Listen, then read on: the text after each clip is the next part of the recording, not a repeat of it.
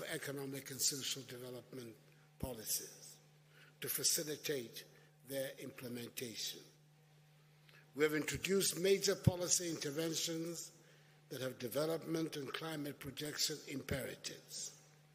Our flagship programs, whether they are the programs for planting for food and jobs, or One Village, One Dam, or One District, One Factory, are all geared towards boosting industrialization and rural development, as well as building our resilience to the impacts of climate change.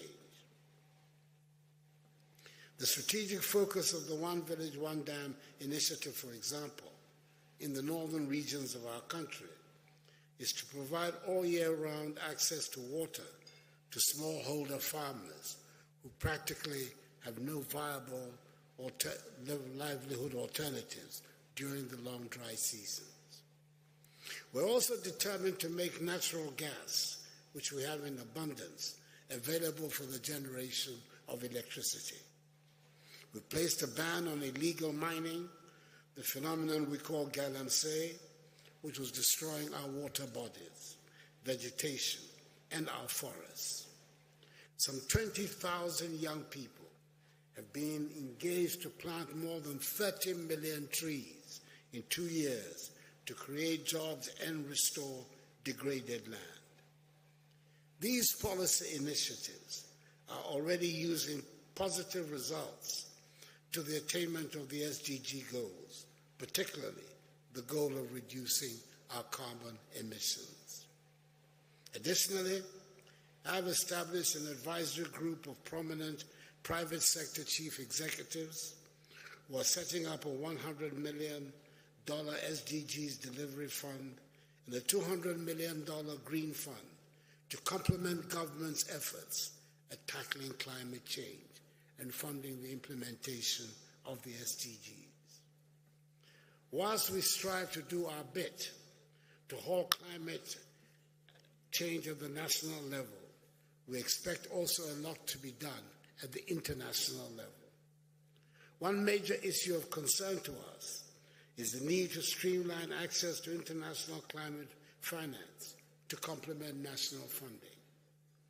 I believe this forum will throw more light on practical ways to mobilize financial resources to support the implementation of national climate actions, especially how we can guarantee a different future from the past and ensure that the commitments of the developed world towards climate finance, which have not been met in the past, will be met in the future. Excellencies, it is obvious that we have to act swiftly and decisively to mitigate these effects and ensure a sustainable future for generations to come. The impact of climate change, as we know, is not limited to the African continent alone. It is a global issue that affects all of us.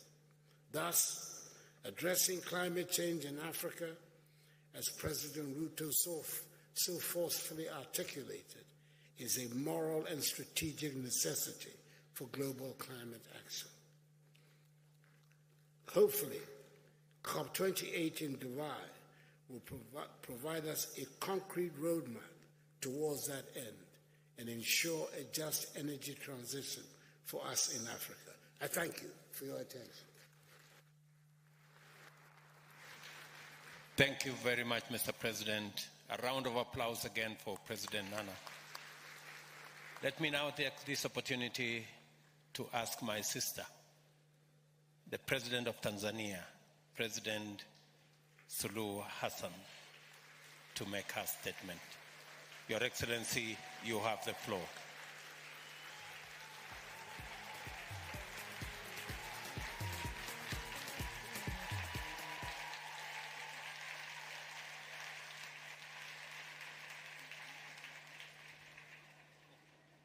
Your Excellency, President William Ruto, President of the Republic of Kenya and Chair of the African Committee of Heads of State and Government on Climate Change,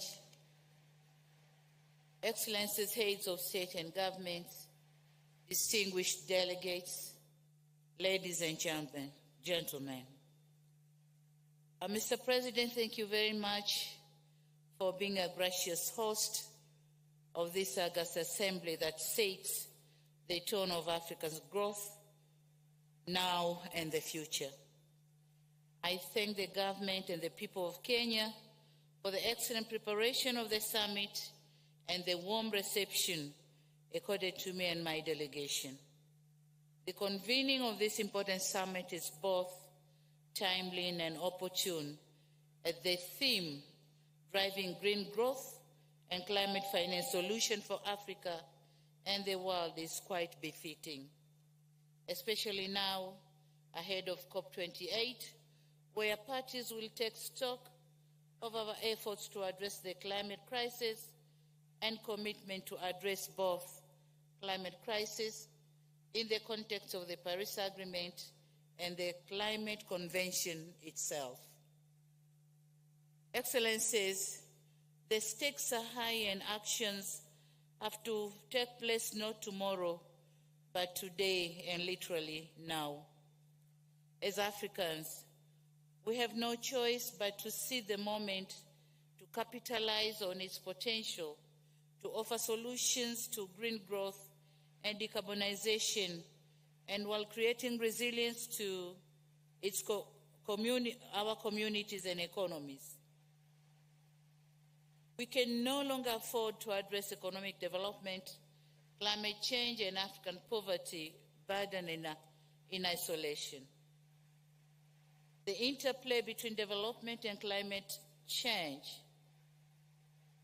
is undeniable, and this interlink demand integrated and coherent solution that will provide opportunity for socio-economic development of Africa. Excellencies, while the continent is highly impacted by the changing climate, it is nevertheless holding the key to solving the climate challenge. The just released Economic Development in Africa Report 2023 shows the potential of Africa to capture technology-intensive global supply chains, and it said it's all about development of Africa with climate change. It provides a unique insight into Africa's centrality to the green transition that will clearly transform our continent economies. It is said that all metals and minerals that are important and strategic for the low carbon transition are abundantly found in Africa. And these are chromium, lithium, natural graphite, nickel, niobium, rare earth metals, silver, and many more. Given the abundance of these minerals, the continent needs to reposition itself not only as a supplier of raw materials globally, but strengthen the value chains by ensuring their conversion into intermediate and final products is done within the continent. As critical minerals, as they were called critical minerals, they have to make critical contributions to our internal revenue collection and employment creation. They also have to contribute critically in the environmental protection in our countries. So having all these, Africa has to stand firm to use the materials for our own development. Excellencies, human capital dividend in Africa is another force to reckon.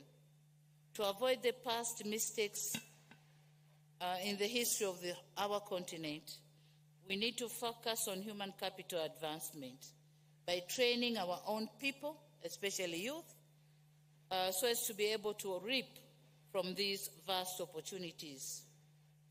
We need to consider the climate crisis as an opportunity to address the youth unemployment challenges. Excellencies, beyond the African potentials, we have potentials in our individual countries. My country, Tanzania, is leading the way by demonstrating strong momentum in driving the green growth. Almost 95% of our energy is from hydro and natural gas. We are also leading in nature conservation with almost 38% of our landmass under conservation in various regimes. We are also committed in nurturing the ecosystems that hold the promise of creating thousands of new jobs and unlimited national economic and global benefits. Talking on the offering of critical mineral to the world, Tanzania has huge deposits of some of these critical minerals needed today.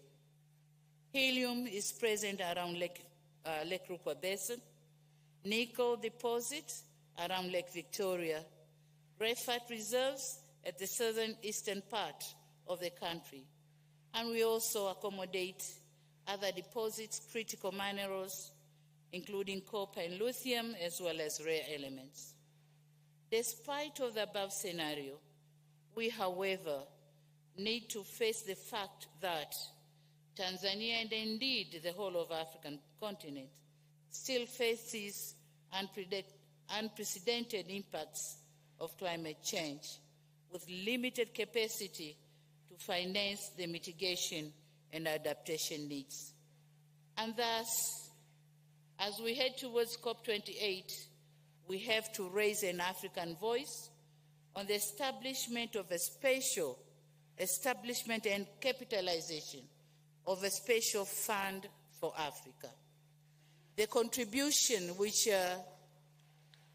and the pledges which are given by the advanced countries have to say what percentage of those pledges goes to Africa, and not just a blanket pledges. As I conclude, and as you are all aware, Tanzania is hosting the AGRIF Food and Agriculture Summit this same week. The presidential summit is on 7th of September, a day after tomorrow. I therefore wish to use this opportunity to once again invite you to Tanzania, and I'll personally be there to welcome you all. Once again, I congratulate you, Mr. President Ruto, for organizing such a successful event, and I look forward to seeing you all in Dar es Salaam. I thank you very much for your attention. Thank you very much, Your Excellency. Another round of applause for President Samia Suluhu Hassan. Now it's my pleasure to request my brother, President Mohammed Yunus Menfi, the President of Libya, to make his remarks. Your Excellency, Mr. President.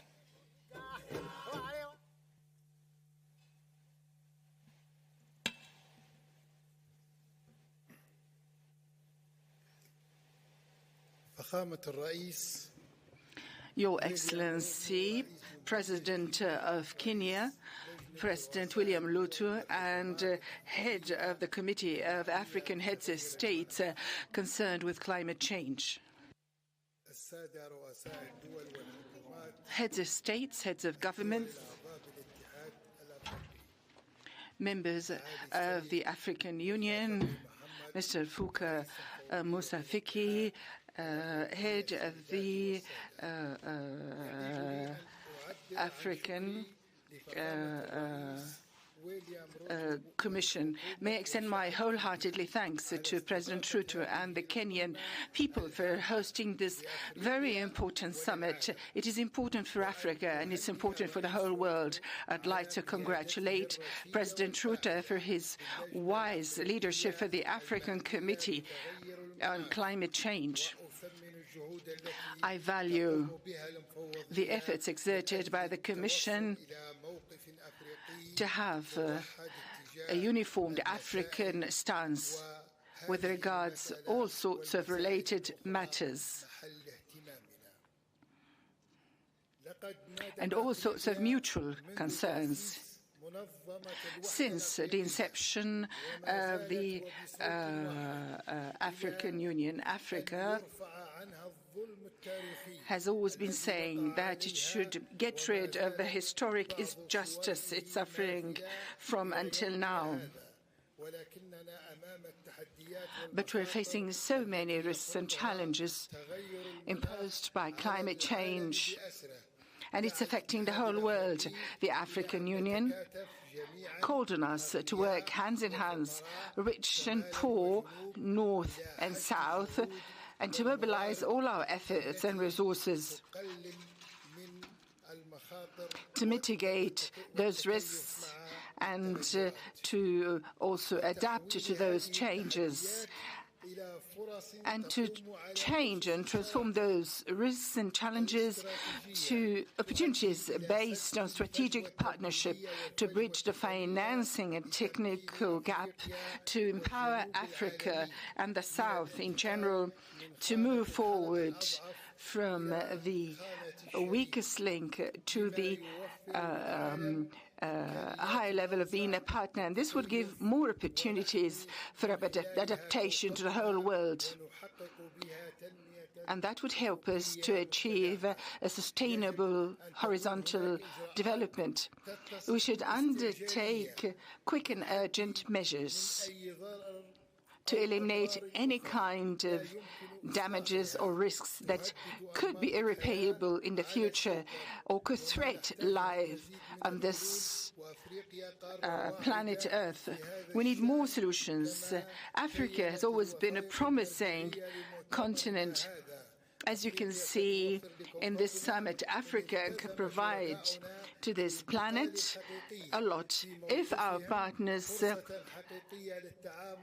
are committed to their pledges. This is a good opportunity to deal with the risks in an efficient way, starting with carbon emissions to green growth, green minerals, all those opportunities to provide sustainability and opportunities for energy sources that can be very well used in environment-friendly uses, by bridging the technical and bridging the financing gap and the technical gap, and to have different renewables like, for instance, solar energy, wind, and all sorts of other sources.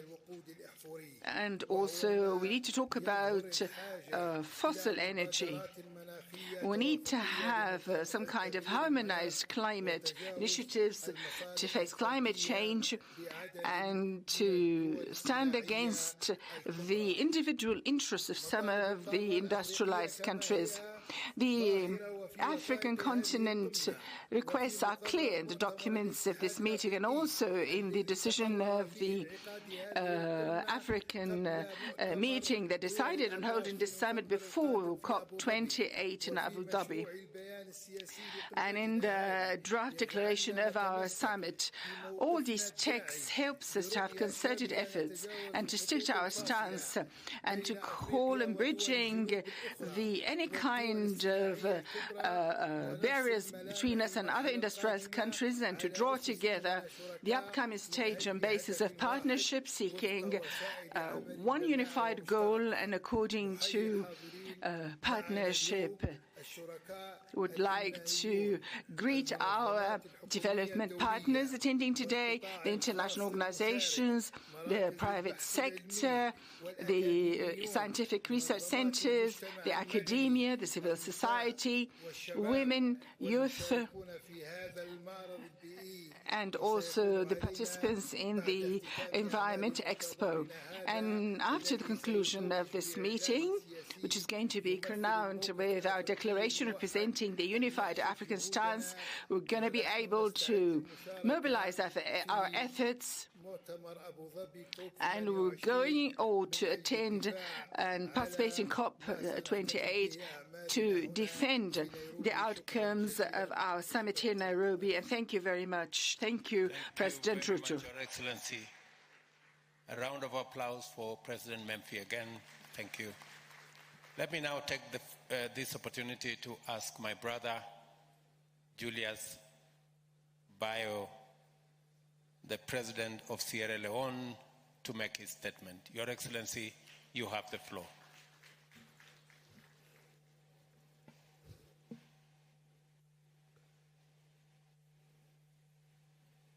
Thank you very much, Your Excellency, President Dr. William Ruto, President of the Republic of Kenya, Your Excellency Azali Assoumani, President of the Union of Comoros and Chairperson of the African Union, Excellencies, Heads of State and Government, Your Excellency Musa Faki Mohammed, Chairperson of the African Union Commission, Your Excellency Antonio Guterres, United Nations Secretary General, Your Excellency Patricia Scotland, the Secretary General for Commonwealth, Your Excellency First Ladies, distinguished ladies and gentlemen, good afternoon.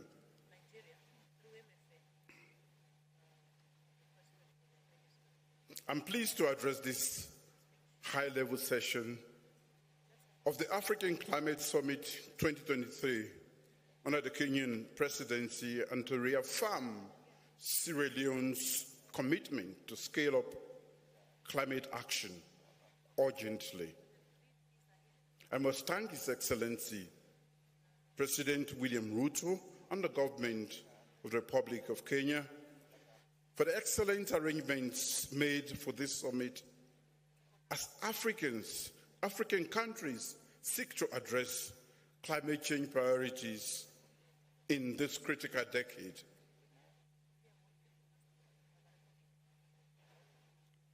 From coastal kisses with the Atlantic Ocean to the panoramic vista, from the towering cane of the mountains, the Loma Mountain, to our sprawling national parks, Sierra Leone is a canvas painted with nature's most vibrant hues.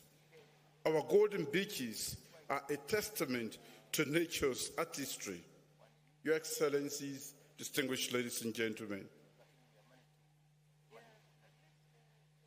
if you've not been to Sierra Leone, I'm inviting you to come. However, beneath our nation's beauties lies an unmistakable urgency.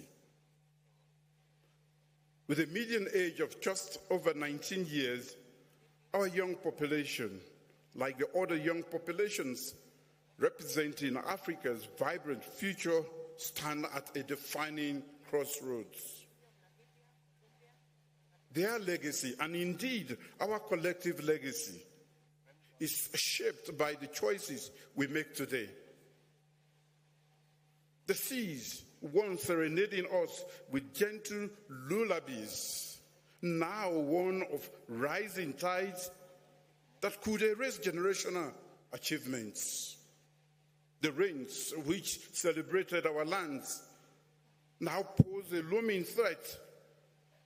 Why Sierra Leone is rich with nature's gift. This very geographical splendor renders us vulnerable. Climate change for us isn't a distant shadow.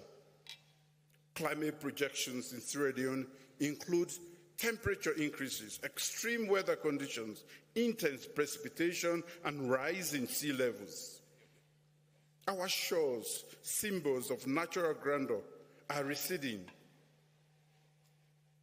Many of our communities face displacement, and our pristine beaches risk fading away, and calamities like landslide and floods have become hauntingly regular. The surge in pests and diseases is another testament to our enduring imbalance.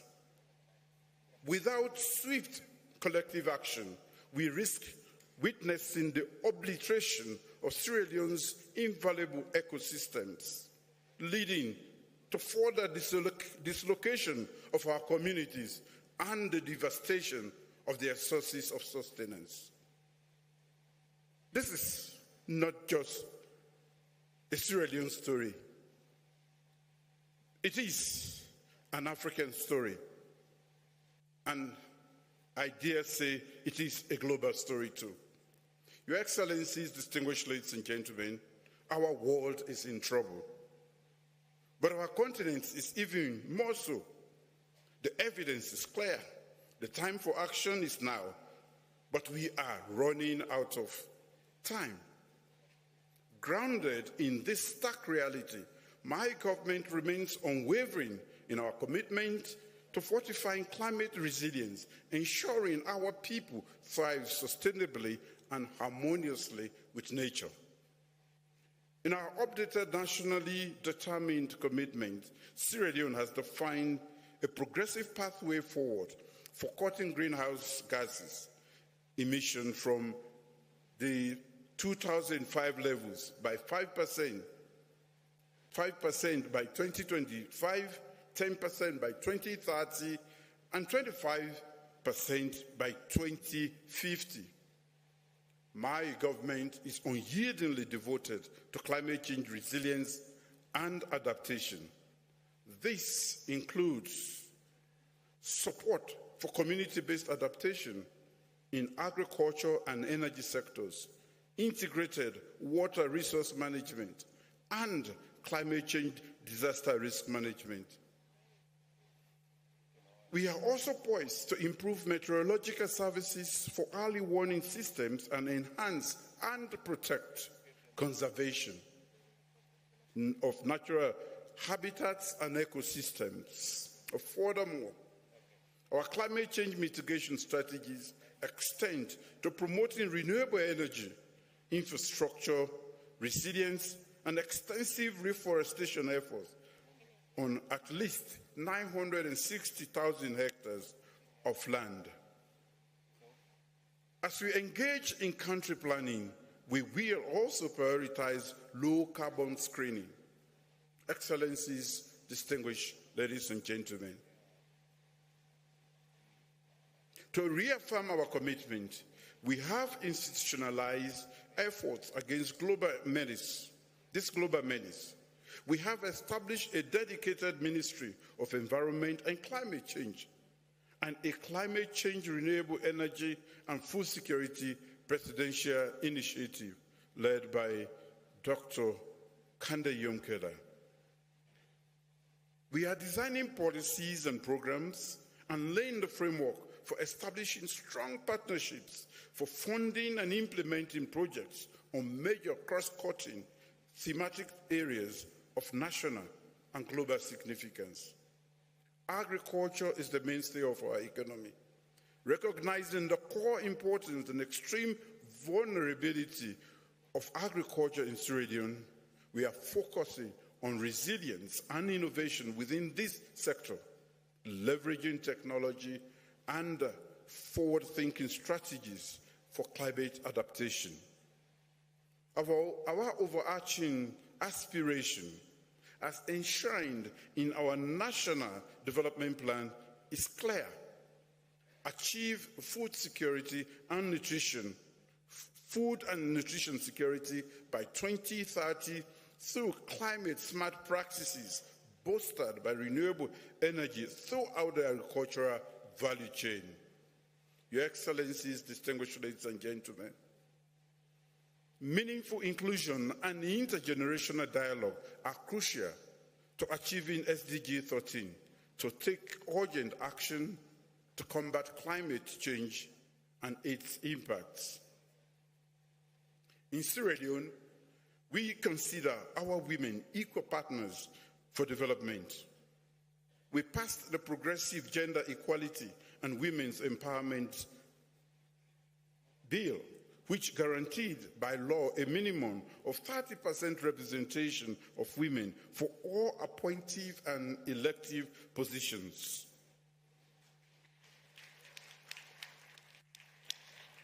My government is committed to promoting the inclusion of women in climate resilience programs and the participation of women in decision-making for climate change adaptation and mitigation governance at all levels.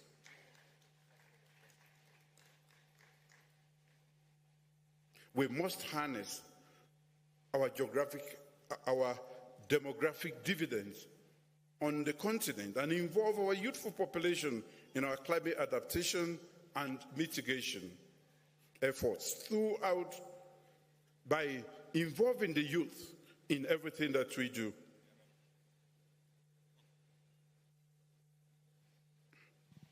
Sierra Leone's quest for environmental resilience hinges upon our capacity to address climate finance, build local competencies, and refine our legislative blueprints, and etc.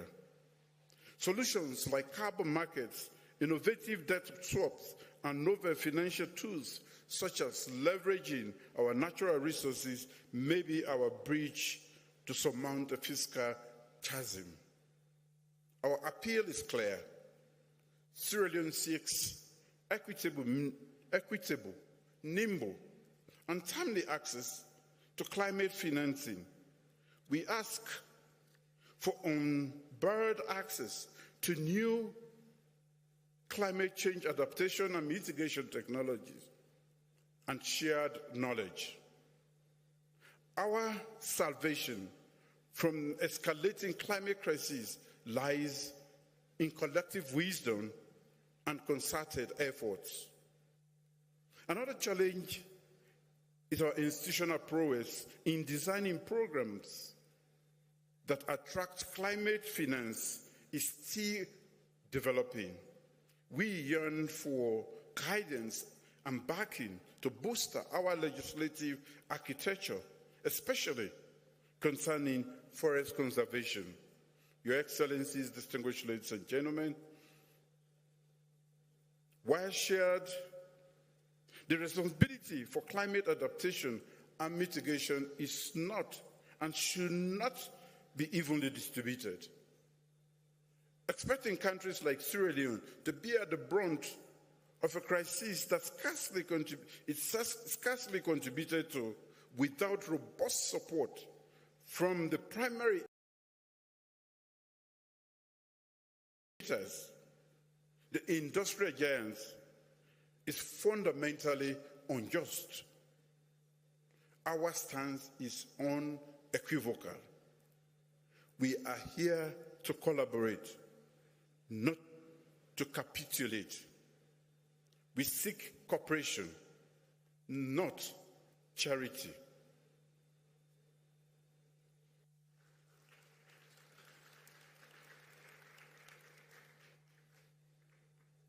The actions of significant polluters must pivot from mere declarations and vague commitments to actionable, technology-driven reparations. It is a demand grounded in the technical feasibility of climate justice, not just its moral imperative. A unified front against the existential crisis is not just desired, it is imperative. As I close, I implore all of us present, the hourglass of action is dwindling, and the sands of time wait for none. Let's come together, not just in spirit, but in action, but in actionable solidarity. For in unity we find just strength, but not just strength, but salvation. Thank you.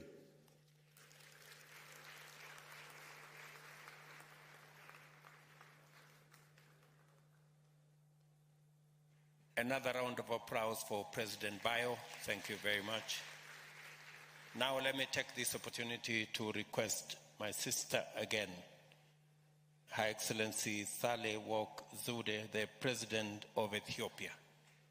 Madam President, you have the floor.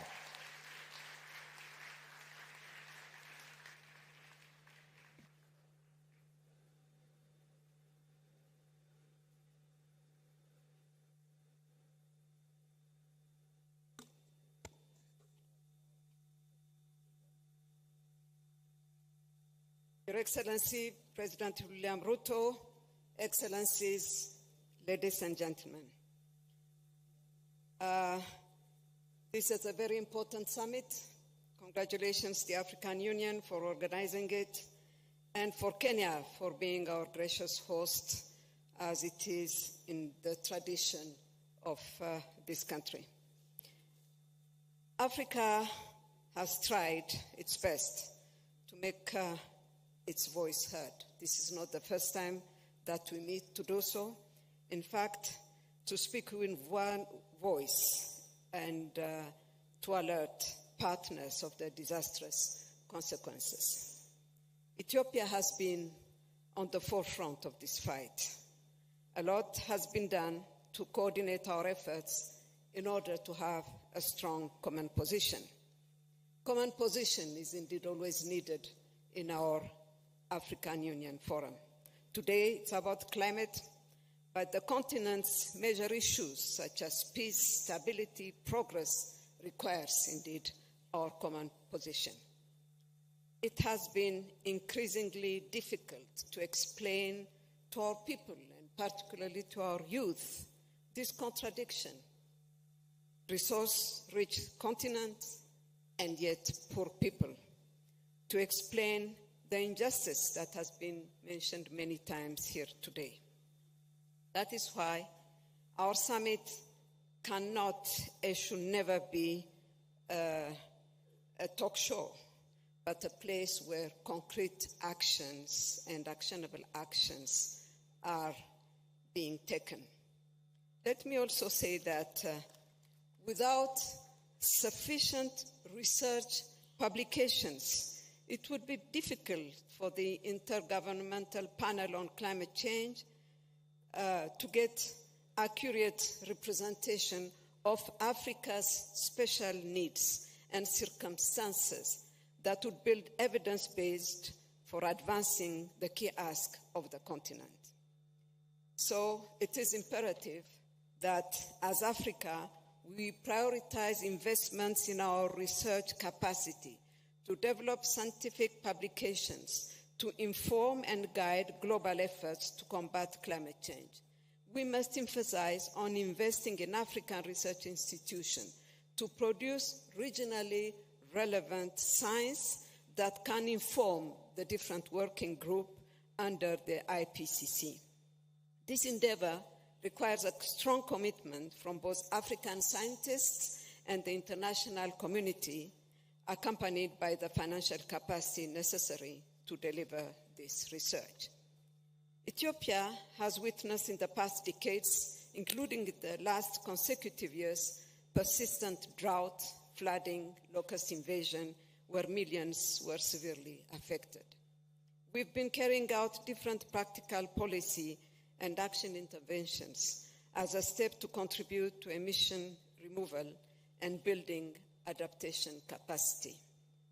Besides, we've also put in place national adaptation plan to build and boost resilience and adaptation capacity. Building climate resilient green economy is one of the pillars of our 10-year national development plan. As per our strategic consideration, we have launched the long-term low-emission and climate-resilient development strategy that has been submitted to the UNFCCC with the aspiration to achieve net zero emission and building climate-resilient development by 2050.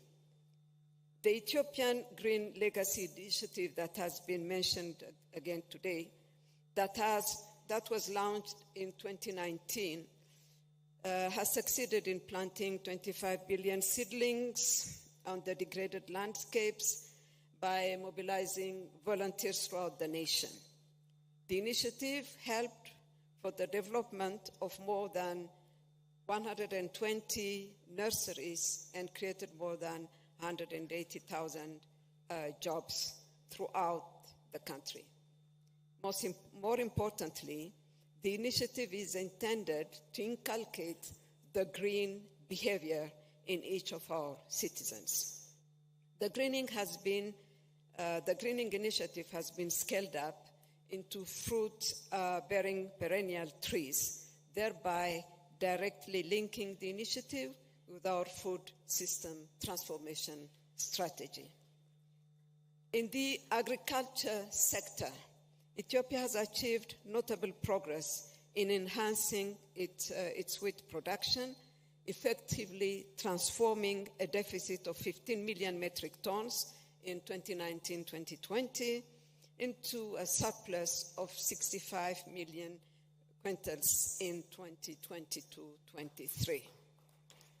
I think this achievement has enabled Ethiopia to meet not only its domestic need, and in fact commence with exports. This gives me a good opportunity to thank the African Development Bank, and most particularly its president, my young brother, for the support that was given to us. The plan is to cultivate 2 million hectares during the dry season alone in 2023. The success of wheat production is critical for the country's efforts to enhance food security and achieve food sovereignty. In terms of renewable energy production, Ethiopia is also investing on green energy projects such as hydroelectric, wind, solar, and geothermal energy sectors, as well as promoting modern rural cooking technologies.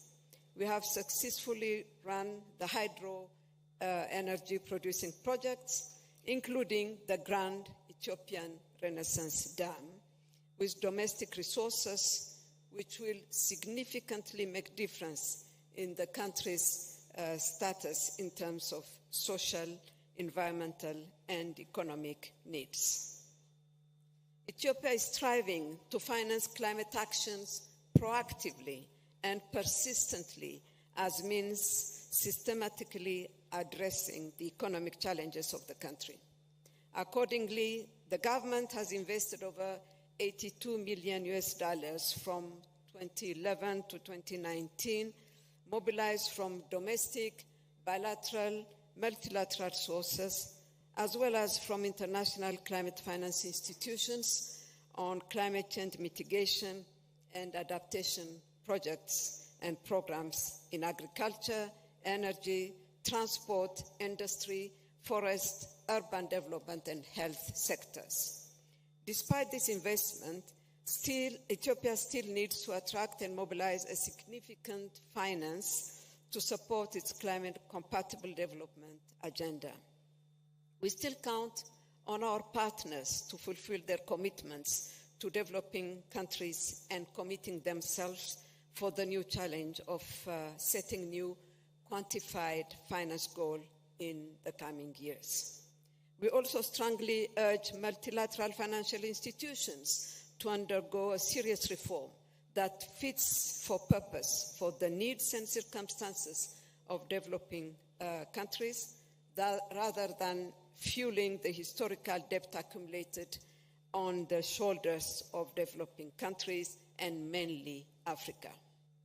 Our future depends on our decision now. Urgent action is needed in limiting global warming to 1.5 degrees Celsius to avoid worst impact. 8 years after its signature, ensuring the implementation of Paris Agreement is not an option again. As I conclude, I would like to assure you Ethiopia's unwavering commitment to work with our fellow Africans and other global partners to achieve our priorities and the long-term objective of making the planet comfortable for present and future generations. I thank you very much.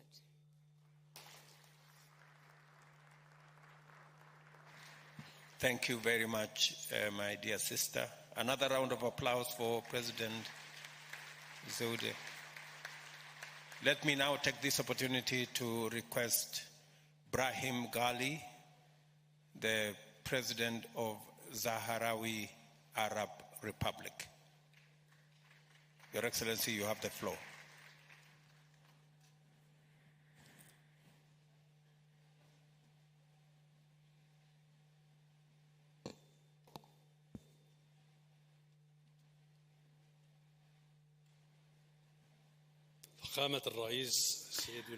Your Excellency, President of Kenya, Dr. William Ruto, and also his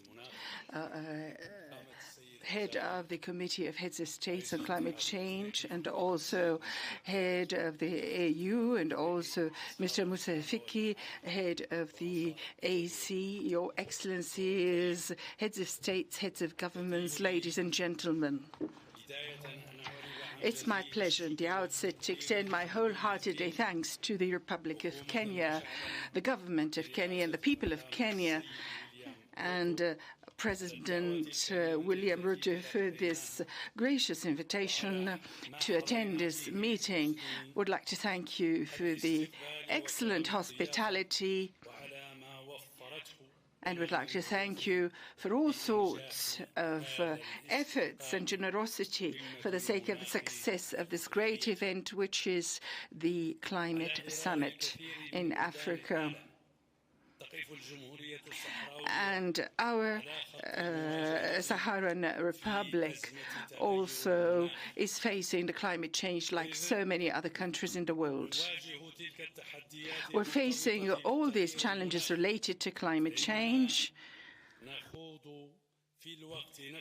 Meanwhile, we have another struggle to put an end to occupation in my countries due to the occupation because of the conflict with Morocco.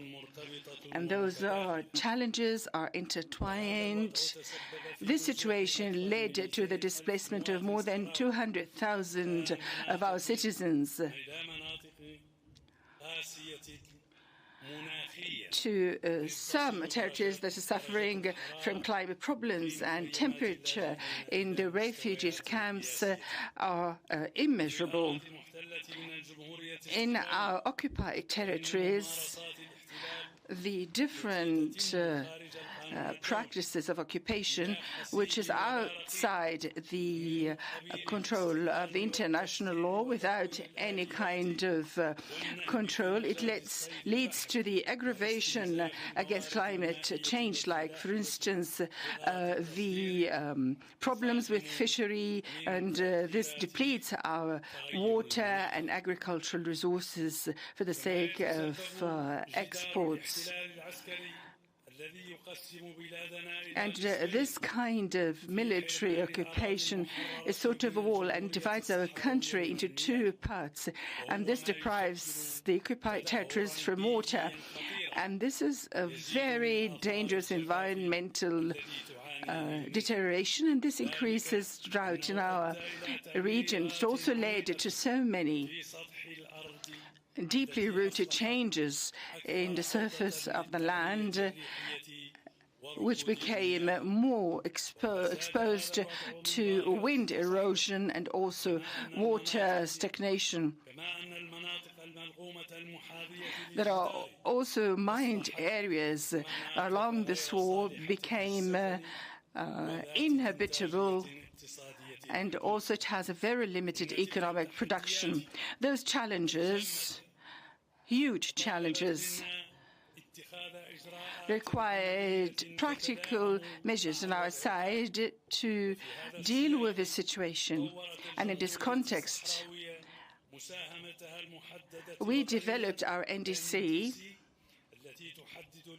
and we identified through it the urgent measures for adaptation with climate change and mitigation of its limits. And we did that through strengthening development, which is based on renewables instead of fossil energy. And we supported NDC by having an NAP or NAP through the common ministerial initiatives that included several ministries. In the Sahrawi refugees camps, we developed agricultural systems to reduce the use of water. We also developed modern means with lower costs for housing. And the purpose of that is to face the increasing risks of floods, in addition to the spread out of using solar energy in small units. We also have experienced some electricity projects using solar energy, wind energy, and we're using it also in medical facilities in remote and isolated areas. There we use solar energy. Mr. President, although we have a desert nature, but we do have so many resources to provide to the blue economy in Africa. We have long coasts, and it's very good for fisheries. And our coast, which goes as far as 1,110 kilometers, the land there is known for its resources, and of course it's adopted by Ramsar Convention. Those areas are Wadi Saqiya, Bujdur, Dakhla Bay, and Sabkha Imlili. And although all those resources are exposed to climate change,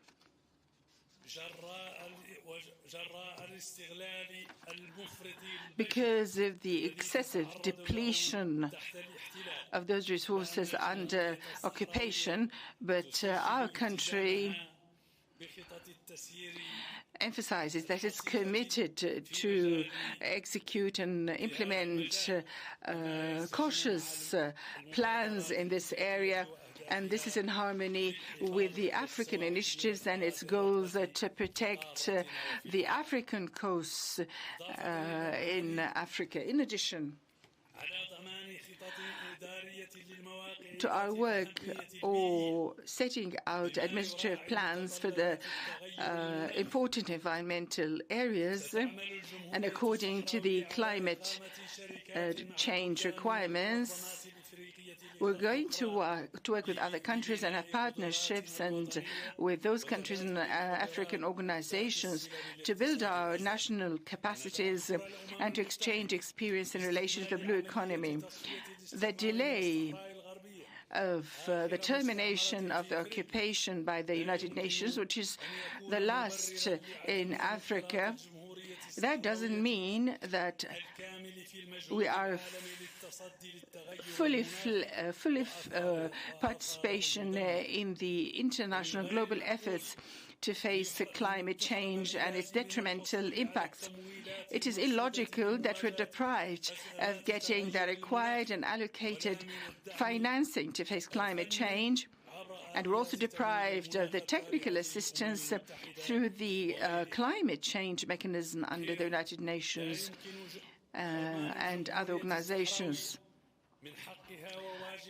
We cannot be deprived from our rights and duty to take part with Africa and the world in this kind of efforts against climate change. And also, we have been coexisting for years and years with those dire and difficult climate circumstances like other countries. We should be represented in the new FCCC and also in the COP. And also we should sign also the Paris agreement and take part in the negotiations, and to also adopt our NDC regularly to the UNFCCC.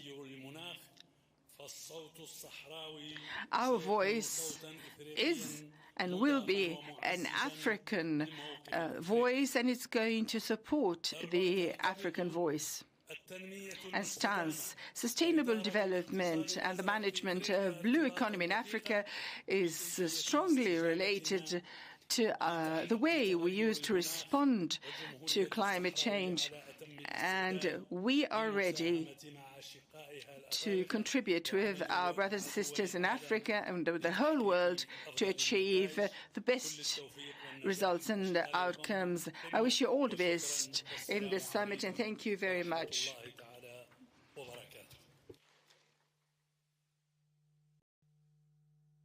Thank you very much, Your Excellency Ghali, for that statement.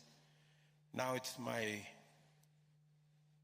humble duty to request His Excellency Everiste Ndayishimiye, President of Burundi, to make his statement. Your Excellency, you have the floor.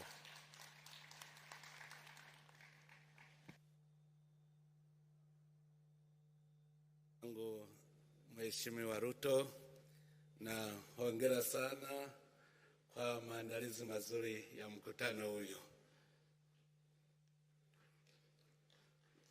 I want to thank God for having given us this very beautiful continent and many opportunities for development. Excellency William Samuel Ruto, President of the Republic of Kenya, our host, Excellencies, heads of state and government present, representatives of international and regional organizations, all protocols observed. At the outset, may I thank President Samuel Ruto,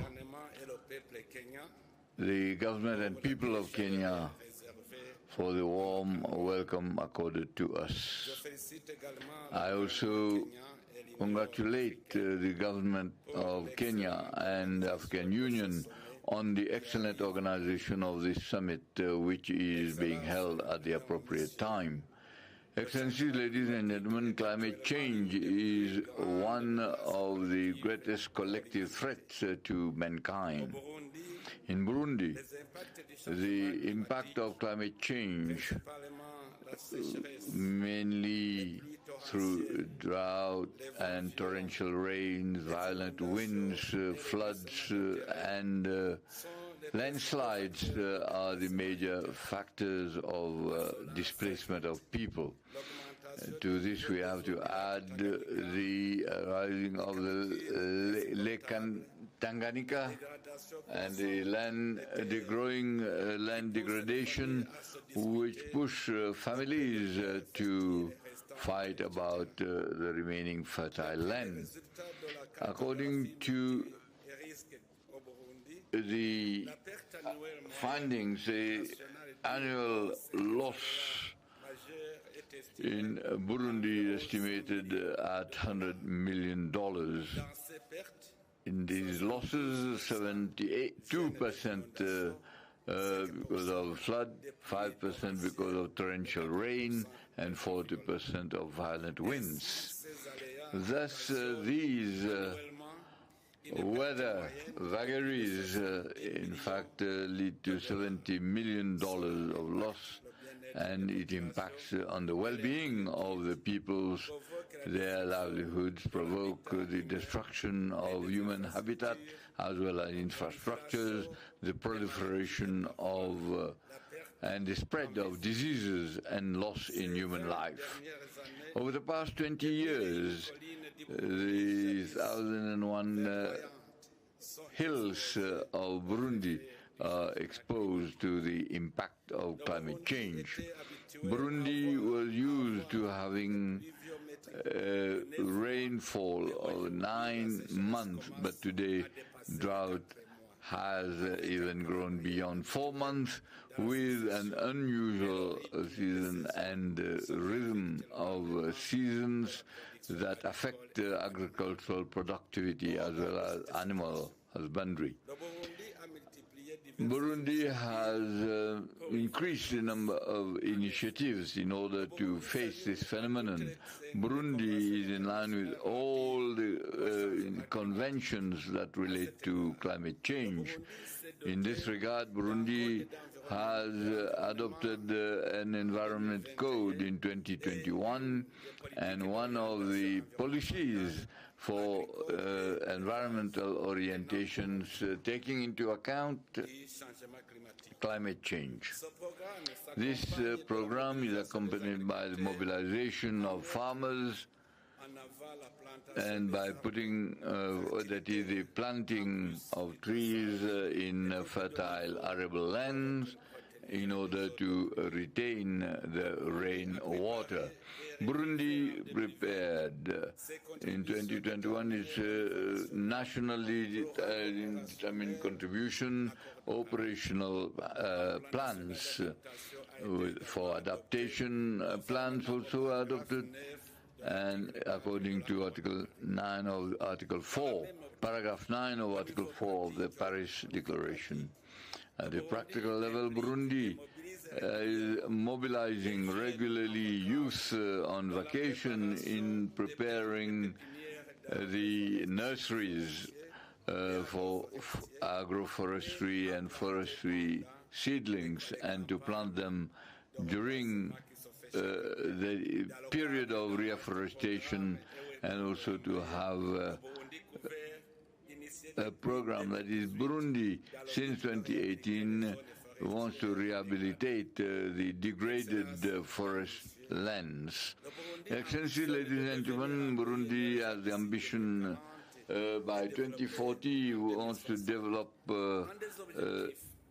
its objectives of development and the protection of environment and the enhancement of resilience to climate change. According to these perspectives, there are many projects that are envisaged in order to consider a climate resilient program. The establishment of agropoles, hydroelectric centers, using photovoltaic cells, and the removal and the processing of waste, and through technological innovation that are adapted to the agricultural and situations where you will have fuel, wood, and other natural gas and biogas which were going to be used. As you know, Africa is bearing the burden of the impact of climate change, although it contributes less than 4% of global warming and emissions. Therefore, there is an urgent appeal to the developed countries to honor their commitments in Paris, made in Paris, and to work in favor of the developing countries in order to mitigate the climate change and also ensure the transition towards a green climate. To conclude, we reiterate our commitment to the Paris Declaration and also the Plan of Action of 2022 to 2032 of Africa as regards climate change and also resilient development. And I thank you for your kind attention.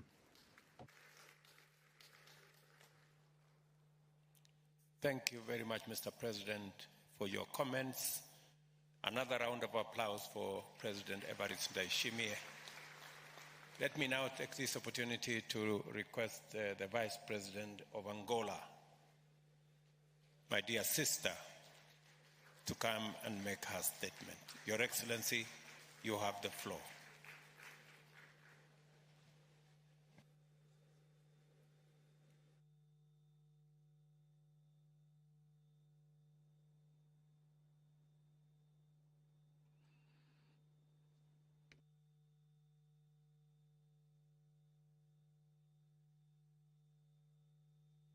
Thank you, Mr. Chairman. Excelência William Samoei, Your Excellency, the President of the Republic of Kenya, Mr. William Samuel Ruto, Your Excellency, Mr. Azali Assoumani, Chair of the African Union, Your Excellency, Mr. Moussa Faki, the Chair of the African Union Commission, Your Excellencies, First Ladies, distinguished guests, ladies and gentlemen, all protocols observed. Allow me, Your Excellencies, to present to you, first of all, the regard of His Excellency, Mr. João Lourenço, the President of the Republic of Angola, whom I have the honor of representing in this August summit, attended by member states with the aim of contributing to finding durable solutions to address global challenges related to the climate change on our continent. We would like to take advantage of this opportunity to applaud the government of Kenya for the warm welcome I received, as well as the warm welcome to the Angolan delegation. We would like to applaud the African Union for this important initiative. We would also like to applaud His Excellency William Ruto, the President of Kenya, who is the coordinator of the Committee of African Heads of State and Government for Climate Change, for incentivizing member states to contribute for the process of green transformation of the continent and for the development of the continent's human and natural resources. Your Excellencies, ladies and gentlemen, about half a century ago, the environment came to the center of the development of human development. Just like other regions, Africa has been affected by the global shocks, including the global financial crisis, the increasingly growing impact of climate change, and of extreme weather events such as floods and droughts, which amount to a threat to the African economies, which has had a negative impact on the implementation of the different national programs, and which has been preventing us from achieving our sustainable development goals. Ladies and gentlemen, Your Excellencies, the President of the Republic of Angola, João Manuel Gonçalves Lourenço, continues to prioritize issues related to climate change through the National Program for Sustainable Development 2022 to 2027, which has defined as a priority food security, family agriculture, local development and adaptation to climate change, the education, health, for greater development of human capital, the creation of inclusive employment, as well as modernization and expansion of national infrastructures, both port and road infrastructures, the development of industrial centers to support the diversification of our economy and sustainable growth. Ladies and gentlemen, Africa is a continent rich in opportunities where women and youth are some of the greatest producers of food supplies. Therefore, we must fund initiatives and projects that involve women and youth. We need to finance green employment for the youth in order to increase and strengthen the adaptation and resilience of our communities and promote sustainable development. Angola is fully committed with the implementation of the UN Framework for Climate Change. For that reason, we have been implementing policies and action plans, such as the National Strategy for Climate Change 2022-2035. This strategy aims to address the challenges launched by the Paris Agreement and to assure the implementation of the Sustainable Development Goals, as well as establish the vision of the African policy for the Angolan policy for 2035. Out of its own initiative, the Republic of Angola is developing a diversified energy program, and today it incentivizes energy transition for clean and renewable energies through the implementation of two projects, which is the project of the photovoltaic panel, which will be producing 235 megawatts, which will help reduce the impact of the greenhouse gas emission to the tune of 935,000 tons a year. We are also building 5 photovoltaic parks in 5 provinces in Angola. When it comes to adaptation to climate change, we have been implementing mitigation activities to help mitigate the impact of the drought in Angola. The country has invested more than $130 million for the construction of the Kafu Channel, an infrastructure that will bring water to the communities affected by the drought, as well as to support agricultural activities, in this way building the resilience of our rural communities. Your Excellencies, ladies and gentlemen, we acknowledge that the road is long. With regards to technological solutions and innovative solutions for climate challenges, the responsible, sustainable production and consumption. On that end, we are working with the African Group, implementing initiatives that will allow us to honor international commitments, especially when it comes to increasing and ensuring that at least 70% of our energy comes from renewable sources by 2035. Ladies and gentlemen, the damage and the losses Africa is suffering as a result of climate change are high. They have been contributing for social instability. They have been contributing to mass displacement and have been contributing to the existence of conflicts. Angola, therefore, calls for a fairer and more equitable global partnership. Angola believes that the investment in climate projects in Africa will not only benefit African nations, but will contribute for global climate stability. We must act fast. And to conclude, I would like to thank everyone who helped organize the summit. And I would like to reiterate the commitment of Angola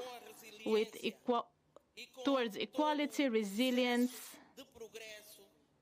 and towards everything related to the progress of our beloved Africa. I would like to reiterate our trust in the African Union and in the international community, so that together we can face challenges associated with climate change. Together we can overcome the obstacles and build a better future for our communities, for Africa, and for the world. Thank you very much. Merci beaucoup. Thank you very much. Thank you very much, Madam Vice President. Another round of applause for Angola. Thank you very much. Let me now take this opportunity, with all humility, to ask President Ismail Omar Guelle, the President of Djibouti, to make his statement. Your Excellency.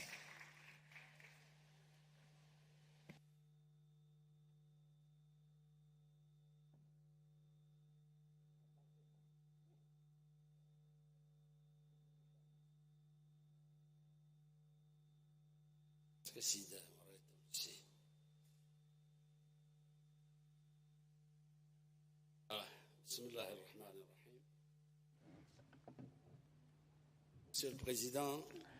ar-Rahman ar-Rahim.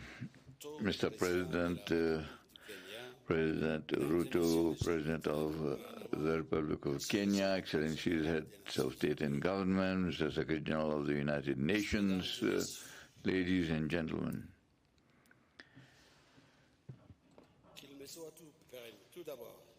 First of all, may I thank the President of the Republic of Kenya, William Ruto, and the brotherly people of Kenya for the warm welcome accorded to us since our arrival in this beautiful city of Nairobi.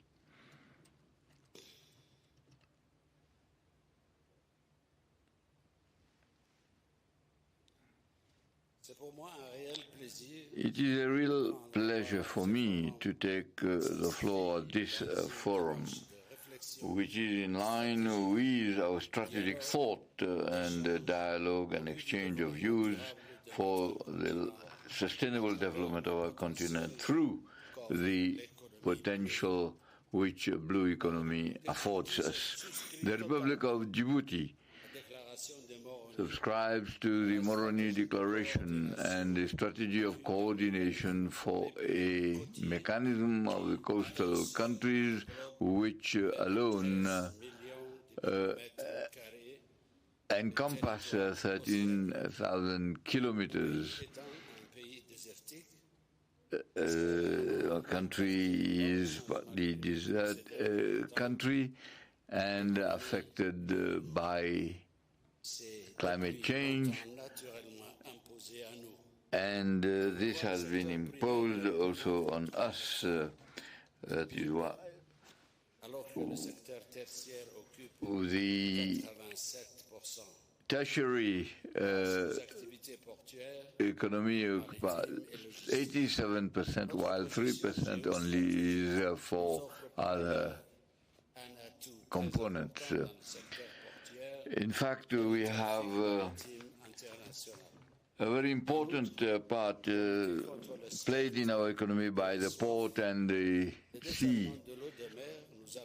In fact, seawater has enabled us to resolve the problem of access to drinking water, and Djibouti has realized its first regime of desalination. That is to say that the development of blue economy, is an imperative need for Djibouti, and it is in this spirit that we have worked out a national strategy for blue economy in 2023, and the national vision is the guiding principle for the action of the government. Its partners and the civil society in working in the maritime economy. In fact, we have worked out a 5-year strategy as well as a plan for implementation of a blue economy, and both are aligned to the strategy and the plan for blue economy and the strategy of IGAD for blue economy and inclusive sustainable economy that can contribute significantly to the transformation of the Horn of Africa. The other sectors identified, that is, in addition to the port and maritime activities, are fishery and aquaculture, and also the maritime security and safety. We have renewable energy and telecommunications through the submarine and the sea cables. Mr. President, the oceans transcend the states and they connect all of them, and we should harness this potential in order to create wealth. This is the essential of what it means to develop a blue economy, that is to establish partnerships that will enable us to make use and exploit our oceans, and also a paradigm for action leading to sustainable development. That is why the strategy of blue economy should depend on three principles: enhancement of economic activities and the maritime activities, the safeguard of natural resources and ecosystem services, and the establishment and the creation of sustainable jobs and growth. We have to ensure that oceans create opportunities for our peoples. More than 80% of the people of Djibouti live on the coast. That is why we think that inclusiveness, ownership, and the empowerment of the coastal people and communities are essential for the implementation of blue economy before we can think of other world supply chains. We need to guarantee the local capacity, legitimize, regulate, and establish opportunities. Mr. President, the awareness of the possibilities of the oceans by our societies, and also is associated to sensitization about the threats and also the threat to maritime and climate change, because this can unleash a dynamic for a better system of protection and sustainable use of marine resources.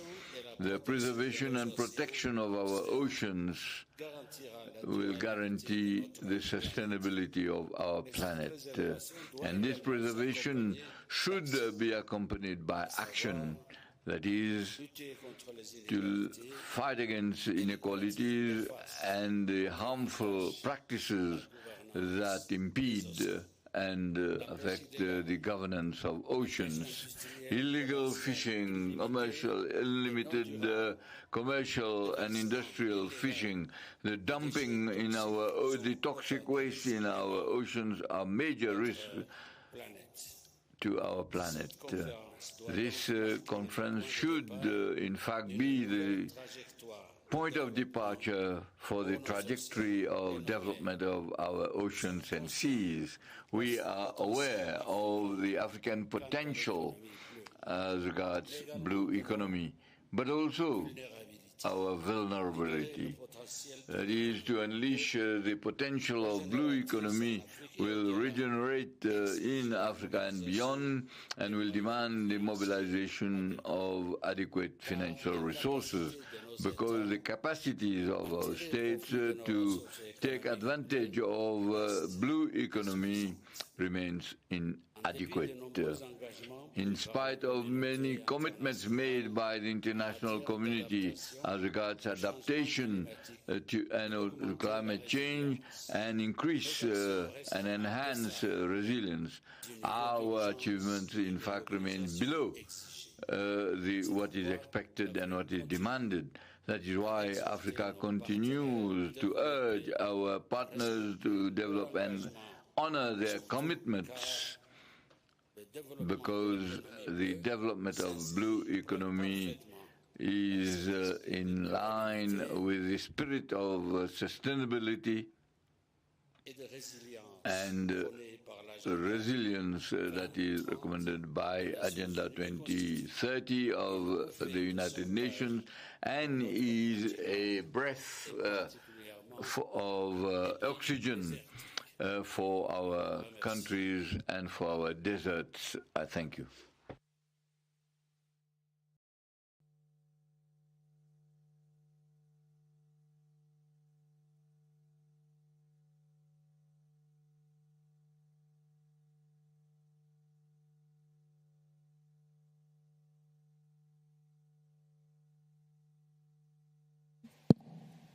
Another round of applause for President Ismail Omar of Djibouti.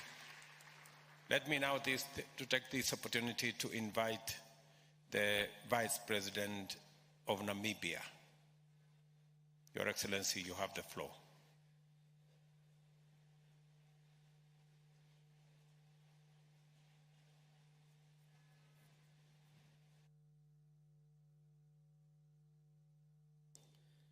Your Excellency, President William Ruto, President of the Republic of Kenya, Your Excellency Musa Faki Mahamat, Chairperson of the African Union Commission, Your Excellency Antonio Guterres, Secretary General of the United Nations, Your Excellencies, Head of State and Government, Ministers, delegates, ladies and gentlemen. I wish to extend warm greetings from the Republic of Namibia, specifically from Dr. Hage Gottfried Geingob, President of the Republic of Namibia, to you, President William Ruto, for your excellent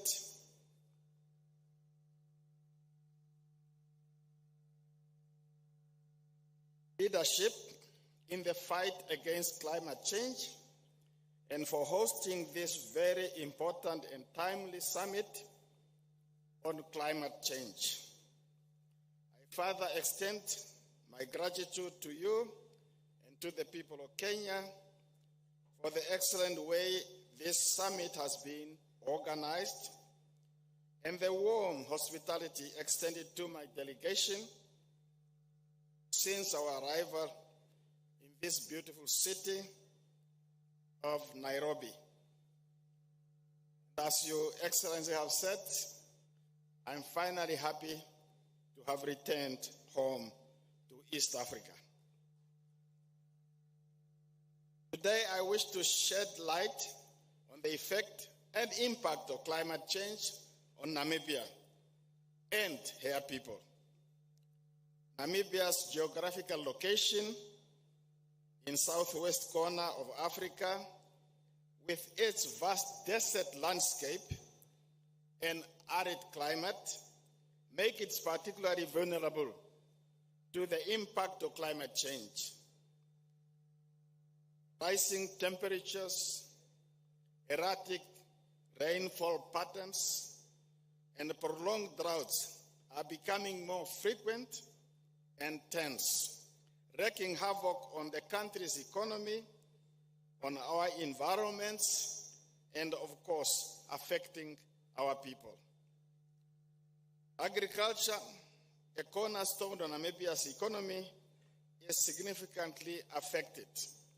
Prolonged droughts and unpredictable rain patterns lead to the reduced crop yields, livestock losses, and increased vulnerability to food insecurity.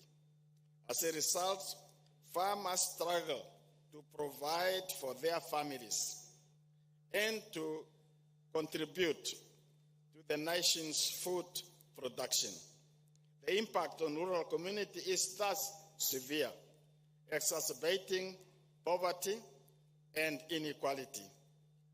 Moreover, climate change exacerbates the water scarcity challenges facing our country. With limited fresh water resources and a growing population, the demand for water is increasingly high. However, as temperature rises and rainfall becomes erratic, rivers and water bodies dry up and groundwater reserves deplete. This scarcity not only affects drinking water availability, but also impact on agriculture, industrial activities, and hydropower generation. The water crisis strains communities, hinders economic development, and threatens social and communal stabilities. Excellencies, these challenges are not unique only to Namibia, as the whole continent experienced similar, if not worse, consequences of climate change. We need to be clear in our message to the international community as it relates to what some refer to as climate injustice or climate justice. The global response to the effect of climate change in Africa should be characterized by agency, collaboration, and support.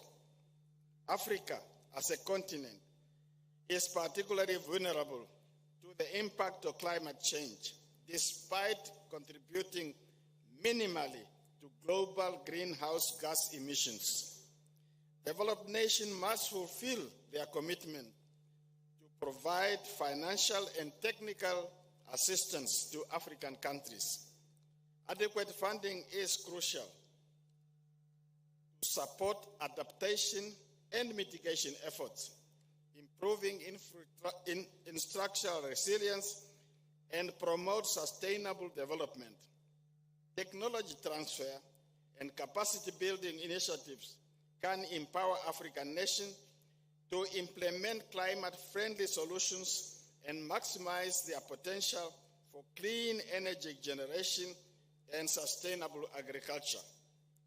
As Africans, we need a stronger voice, unity, and wield more international influence to bring around the necessary change on the continent for the betterment of our people if we want to realize, and I quote, the Africa we want, in line with Agenda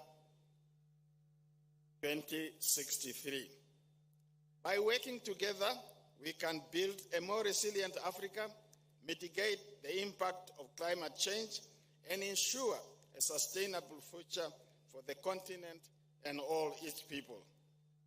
I'm therefore positive that through the Nairobi Declaration, we send a clear message to the international community, and especially to our partners present here at this conference, that the time to act is now. Merci beaucoup, obligation, obrigado, thank you all, asante sana.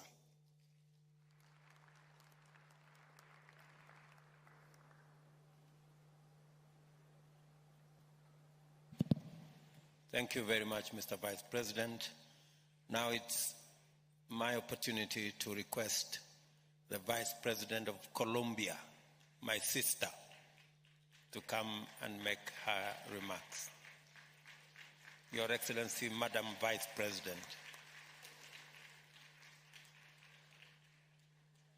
She is the first woman of color to be Vice President of Colombia.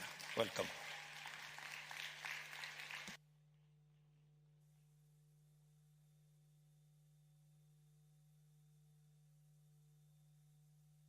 Buenas tardes. Saludo al presidente. I greet the President of the Republic of Kenya, William Ruto. I greet the excellent President of Comoros, Azali Assoumani, His Excellency Oussa Faki, the President of the African Union Commission, the Secretary General of the United Nations, Antonio Guterres, all the presidents and leaders, ministers, the media, and all those present here. In first place, I wish to thank the President Ruto for having invited Colombia to participate in this great summit on climate here in this African continent. I come sent by the President Gustavo Petro, who was invited personally by the President of Kenya, and I'd like to thank him for blessing the central discussion that we have today, as that is a call to all of humanity to care for the great challenges, especially this planetary challenge that is putting into risk the life in the planet. As an African descendant woman, I'm very proud to be here in the mother continent. From here, my ancestors came. They were slaves when they left, but today I return as a free woman vice president. And that means that we have done, we have chosen freedom, justice and dignity as people. It's an honor for me to be here to form part of this very important discussion, and it is the challenge that we have to, and which our nations face with the climate change. As you have said, Africa is the voice of the planet, but it's also the place where humanity came from. And today, knowing that Africa is giving directions on how to save the big house, the planet. However, it is necessary for this voice to be heard, to be extended to the global south. Today here, Latin America is present, the Caribbeans are present, because we are suffering the same challenges as you are. My country this year, as a government, we have had to face a crisis, a very strong crisis on account of the effects of climate change, floods, which have put in danger the lives of the most vulnerable. But now we have a drought which is starting and which is going to put into danger human life and the life of the fragile ecosystems which form part of this great lung of the world, which is the Amazon and the Pacific region. As we know here, there is another part of this lung of the world, which is the Congo Basin, the region of the Congo, a very strategic region for guaranteeing equilibrium. In this sense, President Gustavo Petro has made several proposals to the world in the United Nations, and today these propositions are placed before you. Whatever has been said today here about how to assume the polycrisis, the different crises that we're experiencing. The crisis of hunger, the crisis of migration, crisis of health, and the pandemic. This is a sign of this planetary crisis, and of the many crises that derive from the impact on the planet of the climate change. And in this sense, therefore, the countries of middle income, or the vulnerable countries, are the ones that suffer the greatest consequences, as has been said here several times by the speakers. We are not the people responsible for the emissions, but we suffer the greatest consequences of them. And here the problem is a problem of finances. How do we finance the actions that we are carrying out in our countries and in our regions? The real problem is a financial problem. It's not a lack of political will to do something. The real problem is that we don't have the sufficient resources to look after, to challenge these planetary challenges, to face them. And therefore, we support the proposal of the President of a new reform of the structure of the financial system. We cannot attend this crisis with the same rules and norms of the international financial system, which certainly has a colonial view, or colonialist view, where the rich people sustain themselves in the economy by exploiting the poorer ones. And this colonialist vision will not allow us to challenge the situation that we are experiencing. Therefore, we propose the exchange of debt for climate action. This exchange of debt obviously cannot be in the traditional way as has been done before, because there would not be any just situation.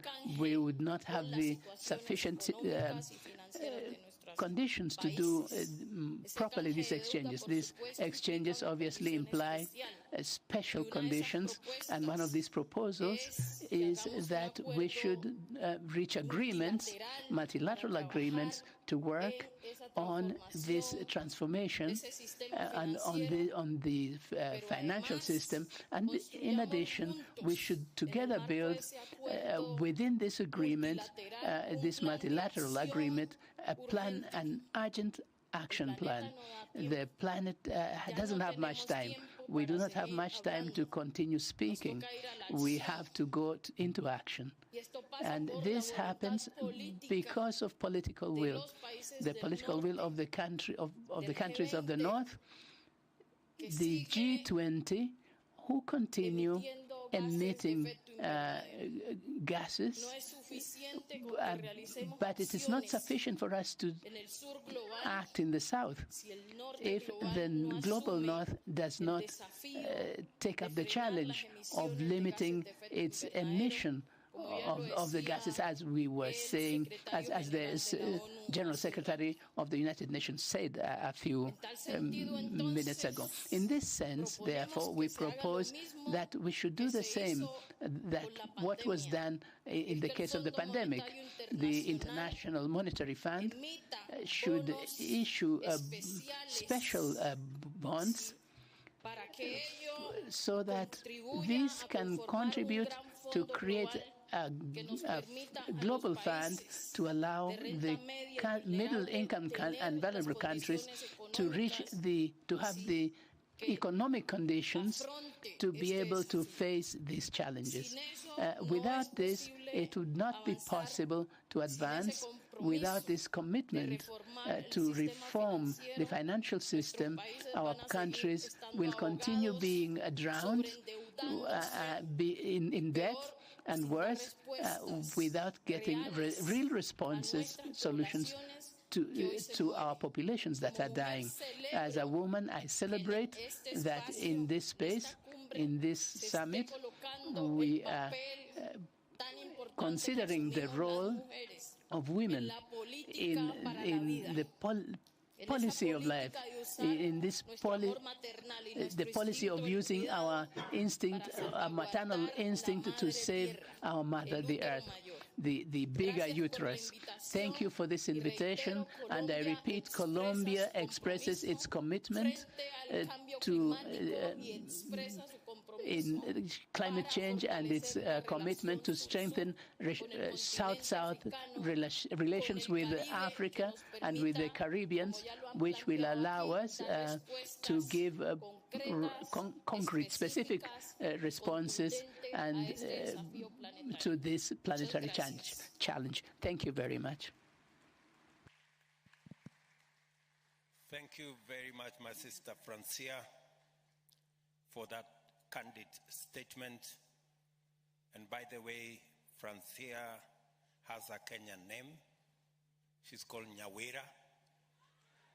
And when she came to Kenya, we traced her origin to a place called Meru.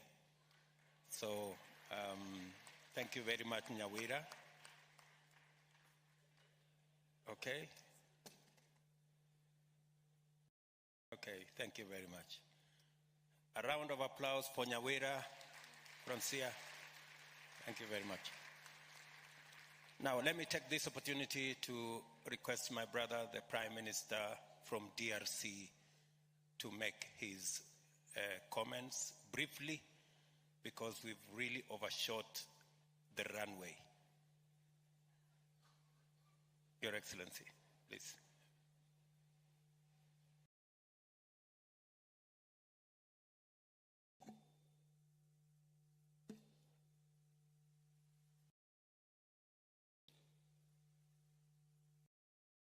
Excellence William Ruto, Excellency William Ruto, President of the Republic of Kenya and host of this summit. Excellencies, heads of state and government, Mr. Antonio Guterres, Secretary General of the United Nations, Madam von der Leyen, President of the European Commission, Mr. Moussa Faki Mahamat, Chairperson of the African Union Commission, invited guests, ladies and gentlemen. It's a great honor for me to take the floor on this day on behalf of His Excellency Felix Antoine Tshisekedi Chilombo, President of the Democratic Republic of the Congo, on the occasion of this African Climate Summit in this magnificent and beautiful Kenya International Conference Center. Like those who took the floor before me, I would like to thank the Republic of Kenya, the sister republic, for the warm welcome accorded to my delegation, and I would like to extend this gratitude on behalf of the President of the DRC. Organizing the thing that is to develop positive solutions for climate in favor of Africa and the world. This summit affords my country the opportunity to meet the expectations as regards the problem of climate, and precepts are based on three fundamental principles, that is a green economy, biodiversity, and renewable energy.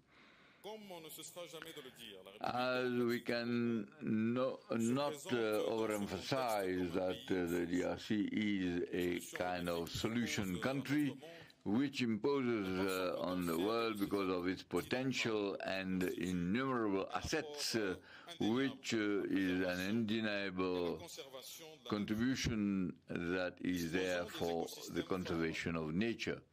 A favorable ecosystem, our country in fact has huge forest resources and 155.5 million hectares, which is more than 10% of the forests of the Congo Basin, an important reserve and a well of more than 30 gigaton of carbon, and also its potential of the solar energy, which represents 37.7% of Africa and the world.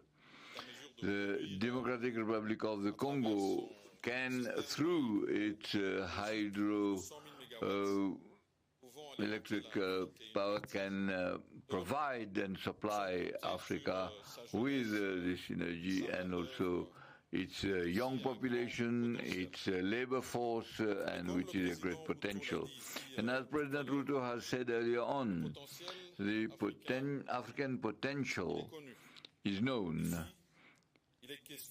Here, it is a question of transforming this potential and harness this potential in responding to the issues of climate.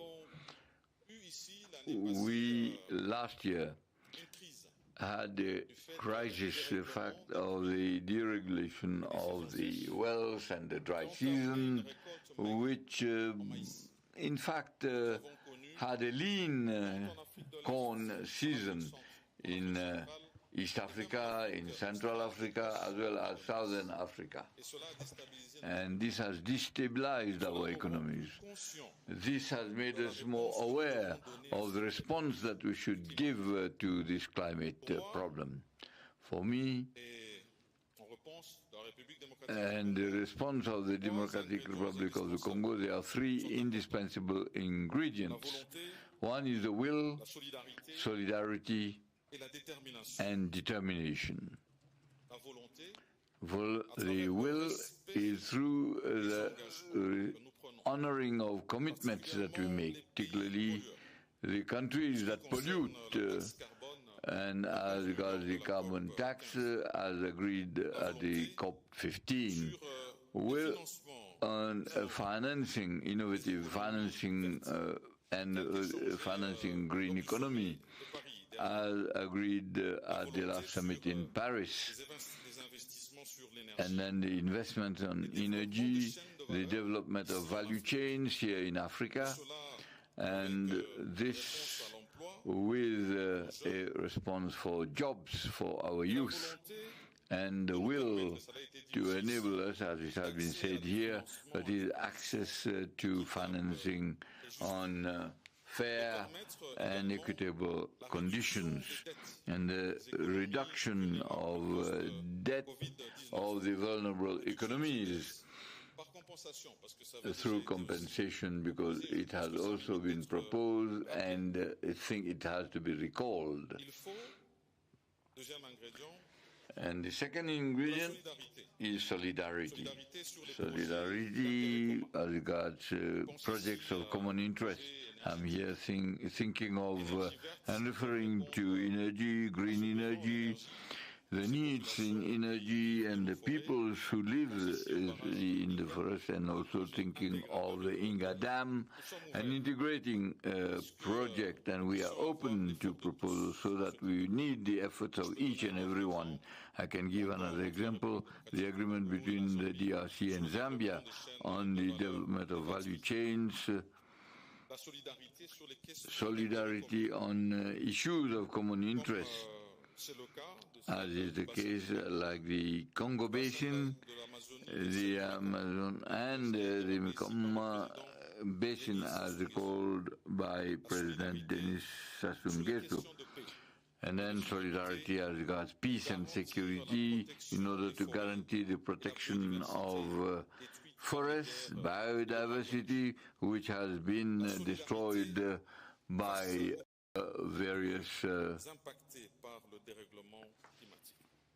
criminal activities. Then determination, which is the third ingredient. In the search for innovative solutions to climate, as it is the case here in Kenya, and then the determination for a better world to be bequeathed to our children, and also the new climate economy, and access to conservation and the rehabilitation and restoration of our forests for the production of, and then regenerative agriculture, and also to ensure food security.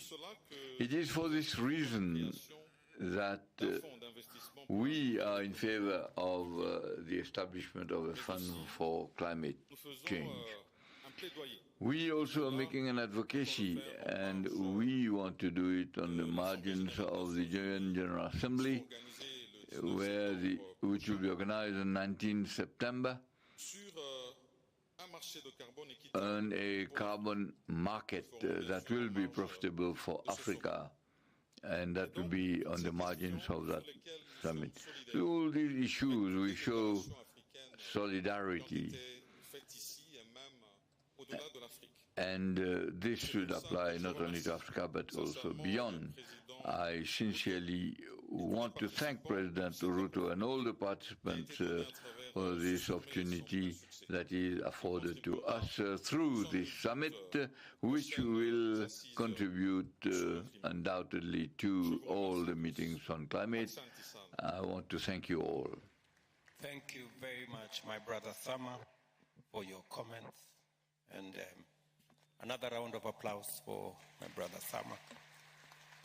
Let me ask that we now prepare the clip from my sister Motley, just hold it, as I give the floor very briefly, maybe 2-3 minutes, to the Deputy Prime Minister, Mr.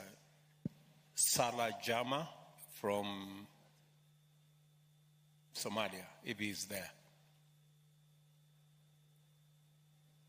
Okay, if he's not there, can we take the clip from my sister, Mia Motley?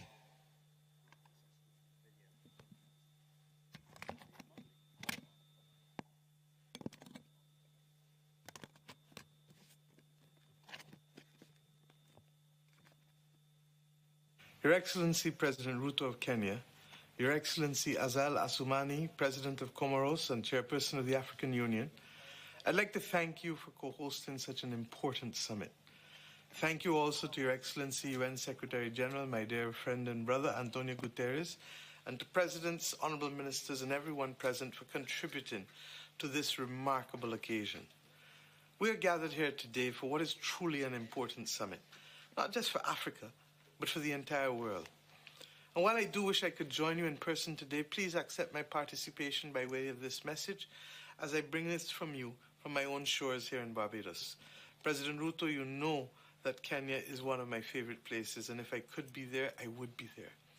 My friends, so many people across the globe are now imperiled and impacted by the climate crisis and the interconnected impacts that take place, such as pollution and deforestation. The world has discussed and debated all of this.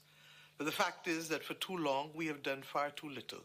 And as I said in Paris, we're not moving at the pace or with the scope that is necessary to tackle the environmental decline if we are to safeguard our people and our planet. The climate crisis affects everybody, but particularly it has devastating consequences, life and death consequences, for the very poorest and most vulnerable. And they come from countries who didn't help cause it. But my friends, we still have a choice. We can continue to talk amongst each other, seeking perfection or even casting blame, while the world literally burns. Or we can choose to transform our future. We can choose to shape it. To do so, we've said all along, we need to take action now, and at the pace and the scope that matters. And why with such urgency? We now live in a world of superlatives. I call it the season of superlatives, the hottest, the rainiest, the warmest. Everything is breaking new barriers and new records for the Guinness Book of World Records. And yet every day we continue to do nothing or enough as we see the impacts of the climate crisis. We need to stop talking and we need to do. The Bridgetown Initiative is an action plan that we've identified to make the world a better place, only because we live in a world where capitalism and money dominate so much that unless we unlock the financing mechanisms, we're not going to be able to take the necessary action at scale and with speed. At its core, the Bridgetown Initiative sets out how we can rebuild the international financial architecture to be fit for purpose, so that countries like ours and yours are no longer disadvantaged by systems that were not built with us in mind when they were established. Now is the time to do what needs to be done. There's no other word. N-O-W, a simple three-letter word, now. We are at the crossroads for humanity. And this, my friends, is a time when political will, matched by the recognition of our reality, will make all the difference in the world. I know that many of us recognize this who are there today at this Africa Summit. Your countries and your people continue, like mine and ours in the Caribbean and across SIDS, to face the brutal effects of this climate crisis. And we also face, of course, that climate financing gap that is limiting your ability to respond effectively. This cannot and this should not be. Brothers and sisters, I say to you today that it is up to everyone to do all they can to ensure the continued health of our nations. We must work together from the African continent to the Caribbean. Understanding nature and the climate crisis does not respect the boundaries which man holds fast to as borders. Indeed, I say now it doesn't matter because we're seeing it in the north, in the east, the west, and the south. We must stand up for what is right. We must share a sense of responsibility to our environment and indeed to the loss of biodiversity on land and in our oceans. We must share a sense of responsibility to each and every generation. We, my friends, are capable of achieving common goals, but we can only do so when we share that sense of responsibility to one another. We must be our brothers and sisters' keepers, and we must look to treat others as we would wish to be treated. If we apply these simple precepts that our children live by daily, then I believe that we can begin to see success. I trust that the science will continue to be all at the center of all that we do, and I trust, therefore, that ability to link science with finance, with public policy action, can make the difference to ordinary people in Nairobi, ordinary people in Bridgetown, ordinary people wherever they are found on this planet. Thank you, and I wish you all the very best. Thank you very much, my sister Motley, wherever you are, and for your very kind comments. Let me now take this opportunity to ask the Deputy Prime Minister from Somalia, Mr. Jama, to make your statement, and I request my brother to make it brief. Thank you. Thank you for understanding. President.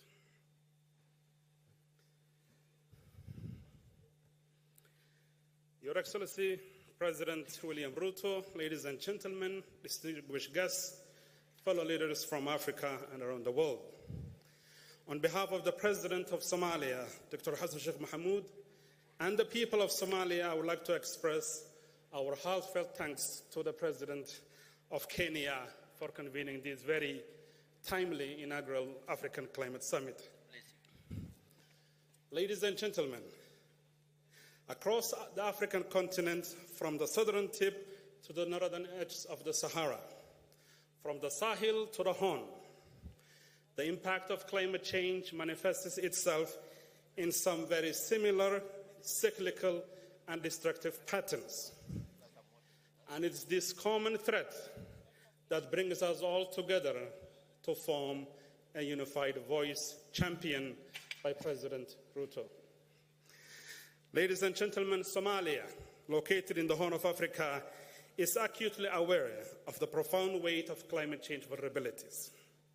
Rising temperatures are very common in Somalia, and the predictions state that by 2040-2060, the temperature will increase by 1 to 1.7 degrees Celsius. Ladies and gentlemen, I want to highlight a set of variables that interact together and render the African states extremely vulnerable and their communities.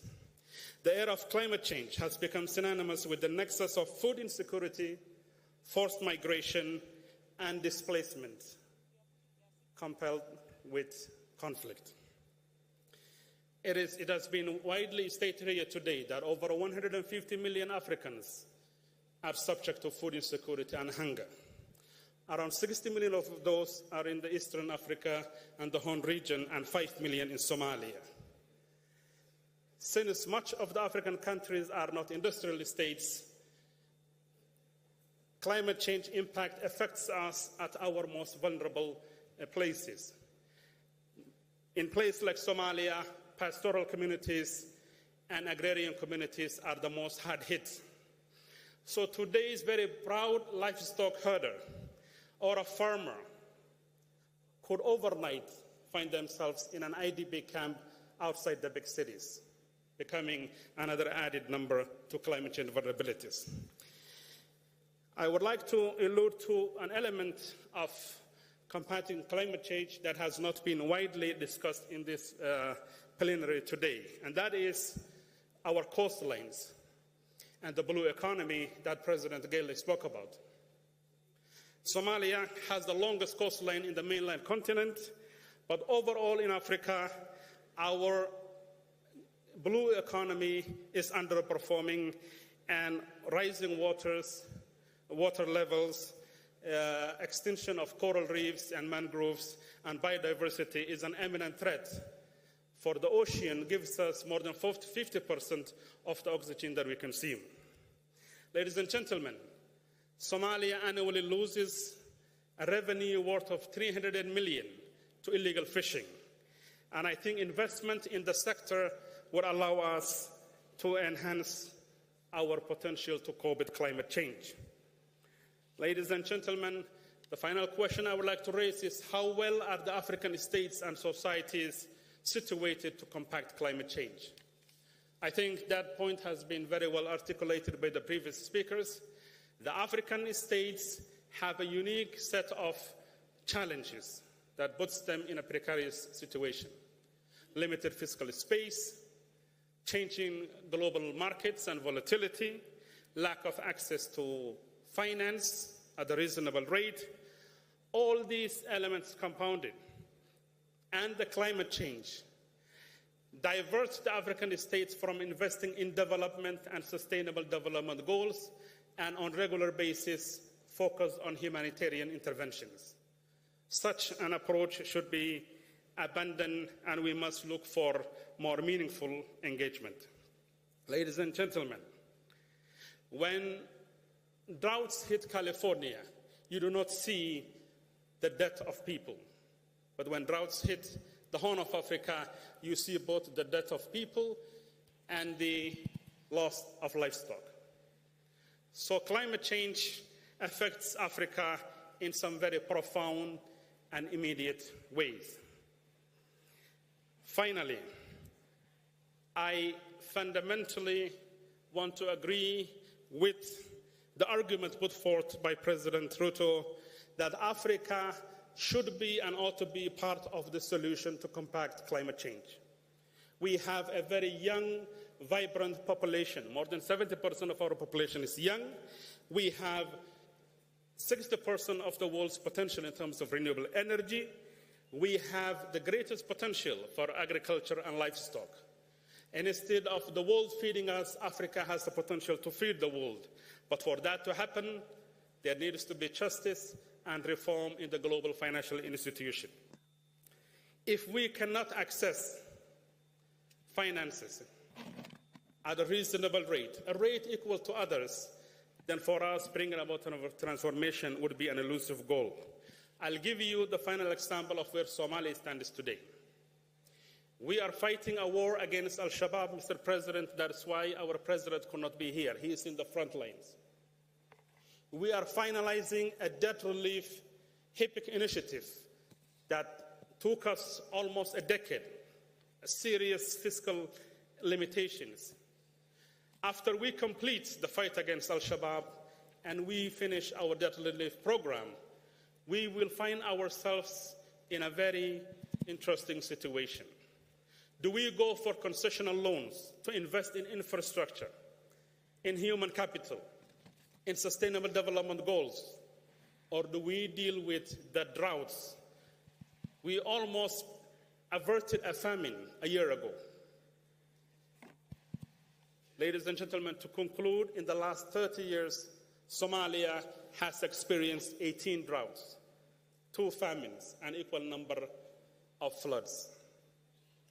In order for us to develop the resilience and the mechanisms to cope with those things and empower our resilient citizens, we ask for international financial institutions to be reformed, adaptation programs to be increased, and Africans should have a common voice so that we can take it to the next scope. Thank you very much. Thank you very much, Deputy Prime Minister. And I want to confirm as a neighbor the whereabouts of the President of Somalia and give him our regards. Let me take this opportunity. The President of Nigeria passed by and did request me to give a chance, a very brief moment. Minister, 2 minutes. Isaac Adenkule, the Minister of State for Environment from Nigeria. If he is in the house, you have the floor. And, oh yeah, thank you. Minister, please make it brief.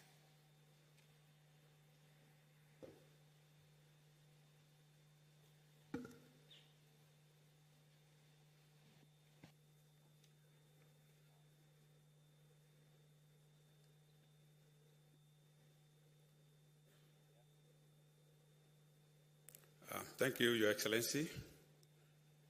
I am here to deliver the Nigerian statement on behalf of my President, the President of the Federal Republic of Nigeria, President Bola Ahmed Tinubu, who is unable to be here because he has to be in New Delhi, India, to be part of the summit of G20 leaders.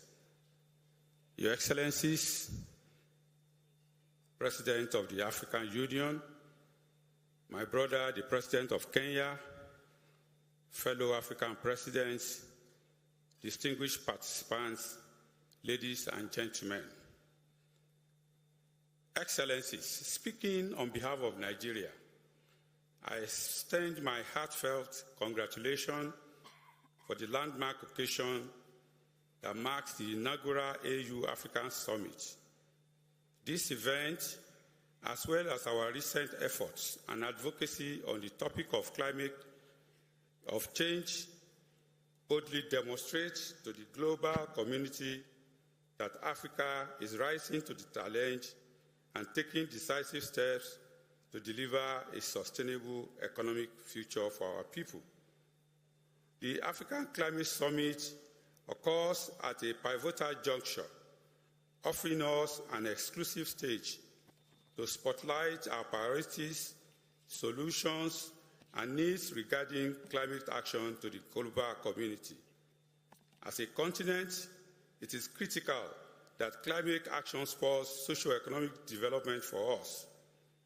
We know that with robust planning and increased investment in the region, this is achievable. Africa is already bearing the brunt of a climate crisis that it did not cause. But our continent, with our significant renewable energy resources, critical minerals, vast carbon sink, and growing population, can be a strong solution center.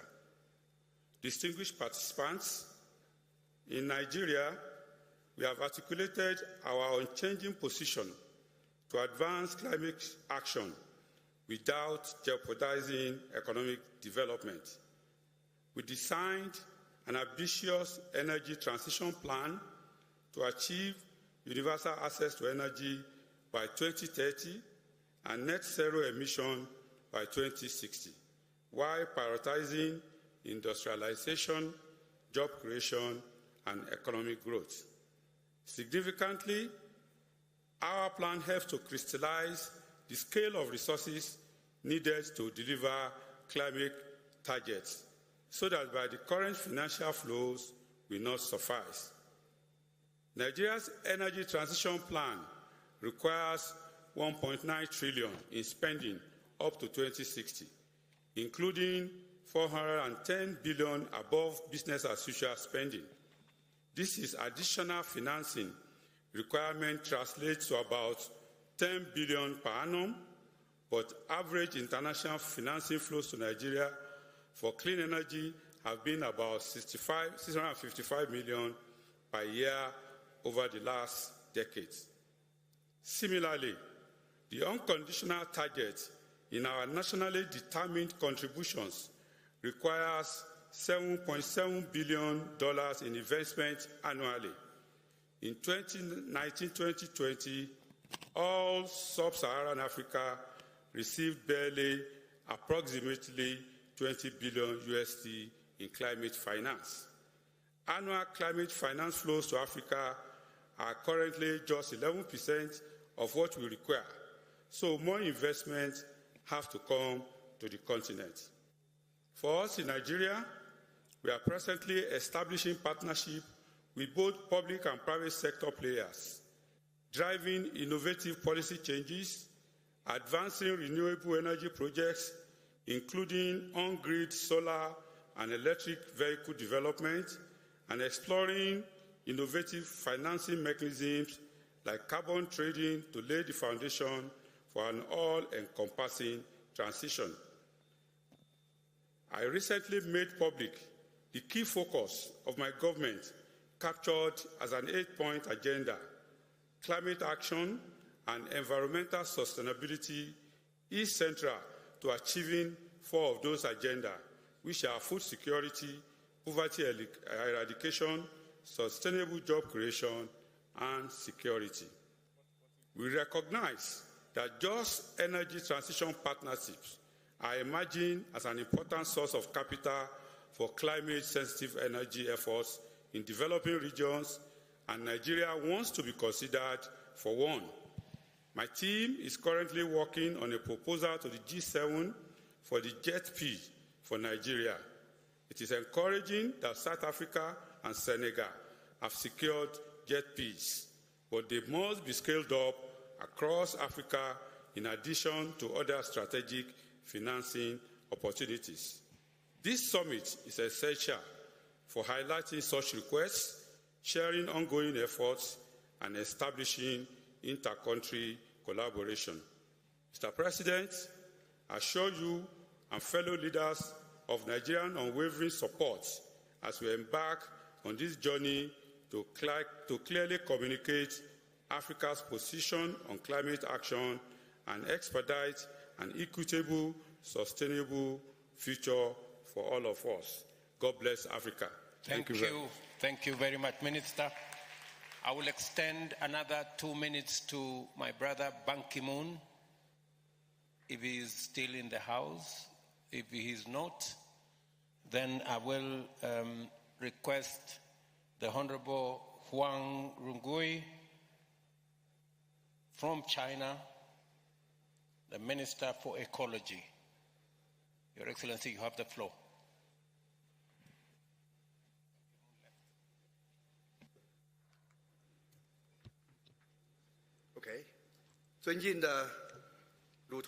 His Excellency William Ruto, President of Kenya, His Excellency Zahle Assoumani, President of Comoros, Ministers, Heads of State, ladies and gentlemen, greetings to all.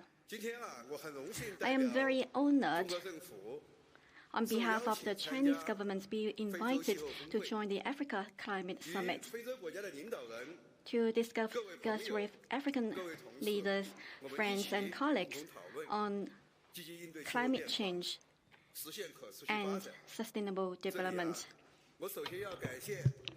First of all, I would like to extend my gratitude to the government of Kenya and President Ruto Williams to successfully convene this summit. I would like to also thank President Ruto to invite the Chinese government to attend this event. Since the beginning of this year, extreme weather events have occurred frequently around the world. Forest fires in Canada, heat waves and floods in many parts of China, and floods and mudslides in Malawi, among other African states, have caused serious loss of life and property, as well as ecological crisis.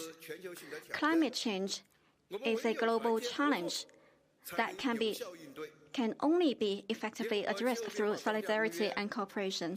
The UNFCCC and its Paris Agreement are hard-won gains, which reflect the greatest global consensus. We should always adhere to the principles of common but differentiated responsibilities, equity, and respective capabilities, so as to build a solid political foundation for global climate cooperation. Africa is one of the regions in the world most vulnerable to climate change.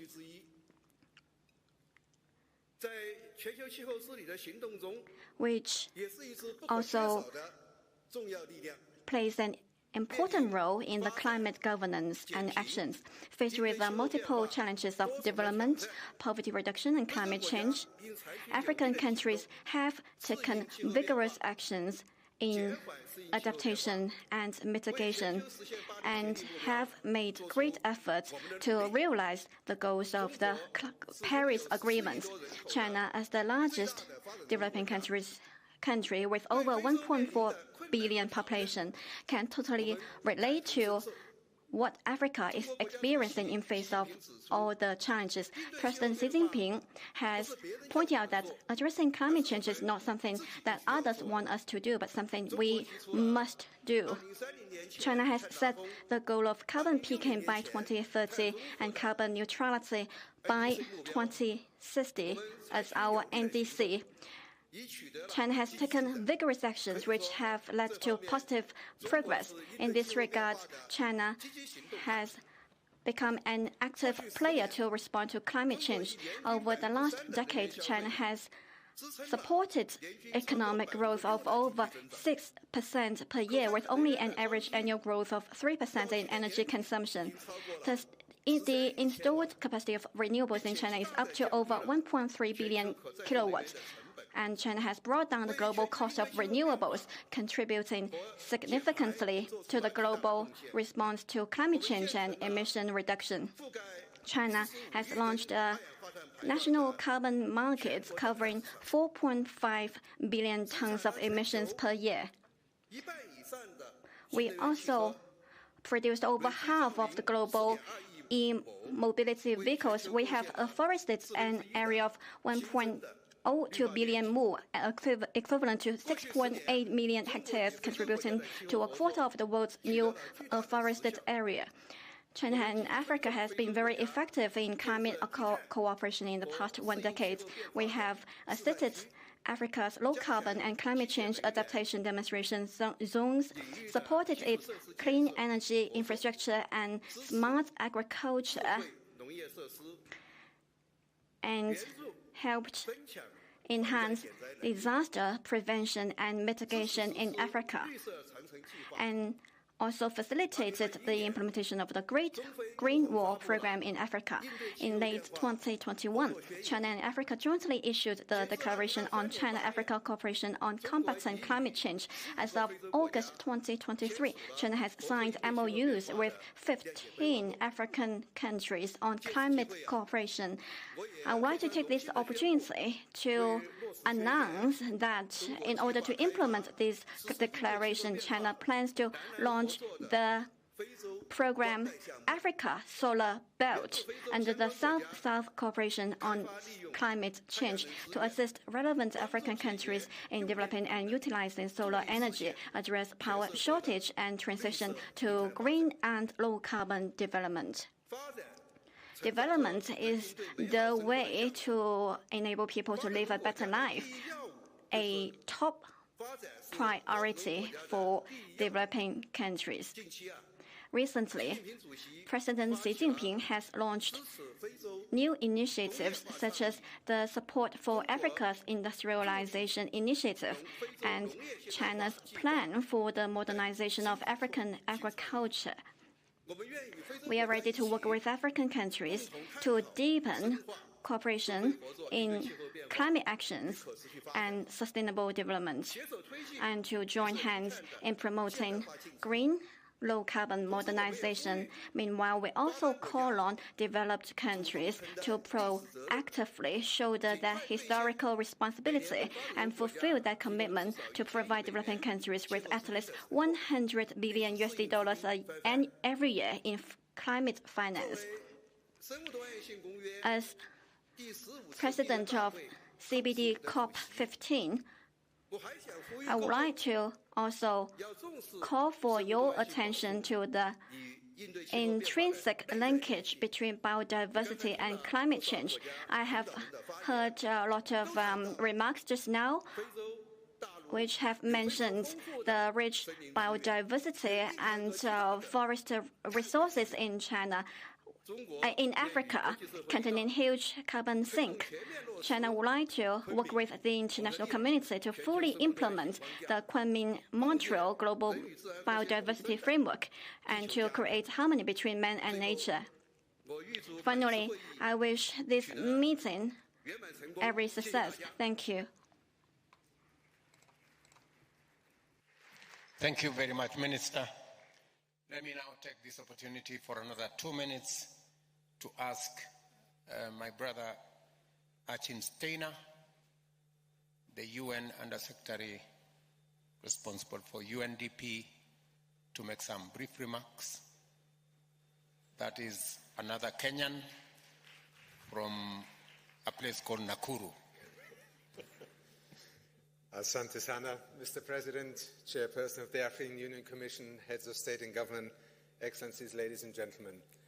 A great deal has been said this morning, but I'm still inspired, if I may say so, by your speech this morning, Mr. President. And with that, I take a license for a moment to take you back to a year in Kenya's history when you were 15 and I just a little bit older. It was the year that in Olkaria in Hell's Gate National Park, the first geothermal unit was installed. I mention this because the journey of Kenya in so many ways represents, when it comes to the energy sector, to leadership, to transition, to many of the things that you spoke about this morning, reflects what happens when people do not take the answer, it's not possible, it's not doable, it's too expensive, too seriously. Hell's Gate National Park is only about an hour outside Nairobi. Kenyans know it well. Visitors, please visit it, because it is today one of the most remarkable places, the backbone of Kenya's electricity generating economy. That first Mitsubishi turbine installed in 1981 was installed against a great deal of skepticism. I learned about this history during the years that I spent here. It took many pioneers to envisage it.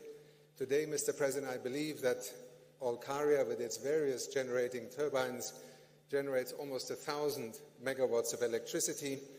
And ladies and gentlemen, you are in a country that may very well become the first country in modern history to actually generate its entire electricity supply with clean energy sources.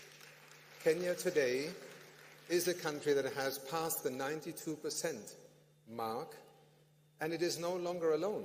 In fact, Mr. President, there is another country in South America I visited and I did not know. Uruguay today, well over 90% of its electricity supply with renewables. This is not to say that every country can follow the same path, but what we do in UNDP, and why I'm so proud to be here together with my Secretary General and so many of the partners that are today invested in precisely the kind of vision that you have laid out for Africa, is that we can be partners. We have listened, we have learned together, and today, as UNDP, 36 countries on the African continent have invited UNDP to help them undertake integrated national financing frameworks to address this continuously frustrating reality that this continent is asked to borrow for things that it was neither responsible for nor it can afford to borrow in this world of today. That is why looking at finance with the kind of lens that you have both spoken to this morning is so important. Secondly, also pioneering projects such as solar mini-grids, another major enterprise of UNDP. For the first time in history, we are supporting 21 African countries to try and connect over the next few years 260 million people to electricity supplies. A $65 billion investment opportunity, but it needs hard work, both to prepare the ground, to find the investors, and to then roll it out. And finally, Mr. President, let me just commit to you, in the presence of so many leaders from across the continent, the United Nations Development Programme, as part of the United Nations family, as you heard from the Secretary General this morning, is deeply committed to Africa's future transitions, coming out of the reality of today, but investing every day across the continent. I'm proud to today lead an organization within our UN development system that is literally present in every African country on this continent. We are invested in terms of your nationally determined contributions. We are invested in your energy transition just as deeply as we're invested in poverty eradication and ultimately a future for Africa that you spoke so eloquently this morning. Thank you so much for the privilege of addressing you today, and thank you. Thank you very much, Steiner. I guess everybody, when they get a chance, they speak about their village. The Olkaria, where Steiner has very passionately talked about, is in his county of Nakuru. Thank you very much. Now, let me give another 2 minutes. Finally, this is the final one, to Bill Gates on video for 2 minutes, and then we will move the program to the next stage.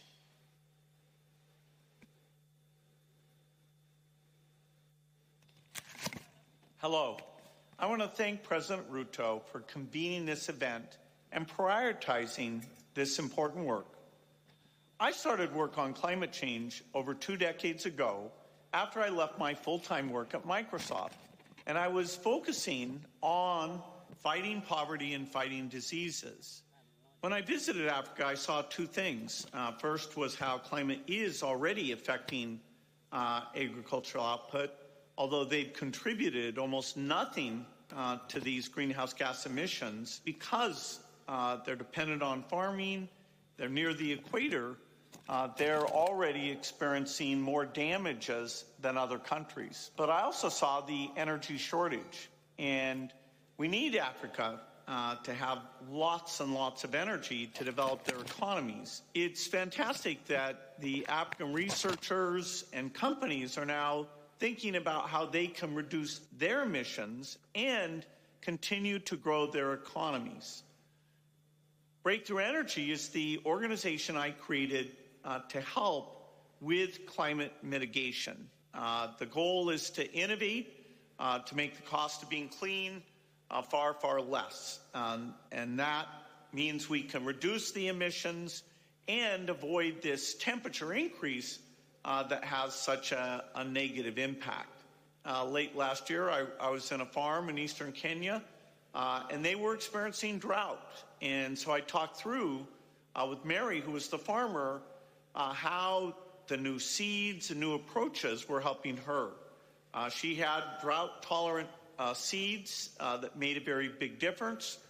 She also had chickens that were bred so they could be more heat tolerant.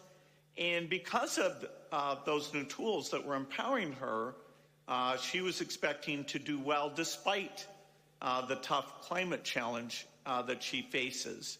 And so this is just one example, but by helping with better tools, allowing farmers like her, who are very innovative, to do new things, we can minimize these damages. I've seen there's African researchers work on innovations in fertilizer, making sure these new crops fit their ecosystems and getting those seeds out, getting them approved, and making sure they're low cost. So we do need to invest, whether it's in the innovation or the deployment, getting resources against those, including the promised support from rich countries, will be very, very important. The global goal on adaptation, which will be finalized at COP, should lead to more investment to help Africa deal with these challenges.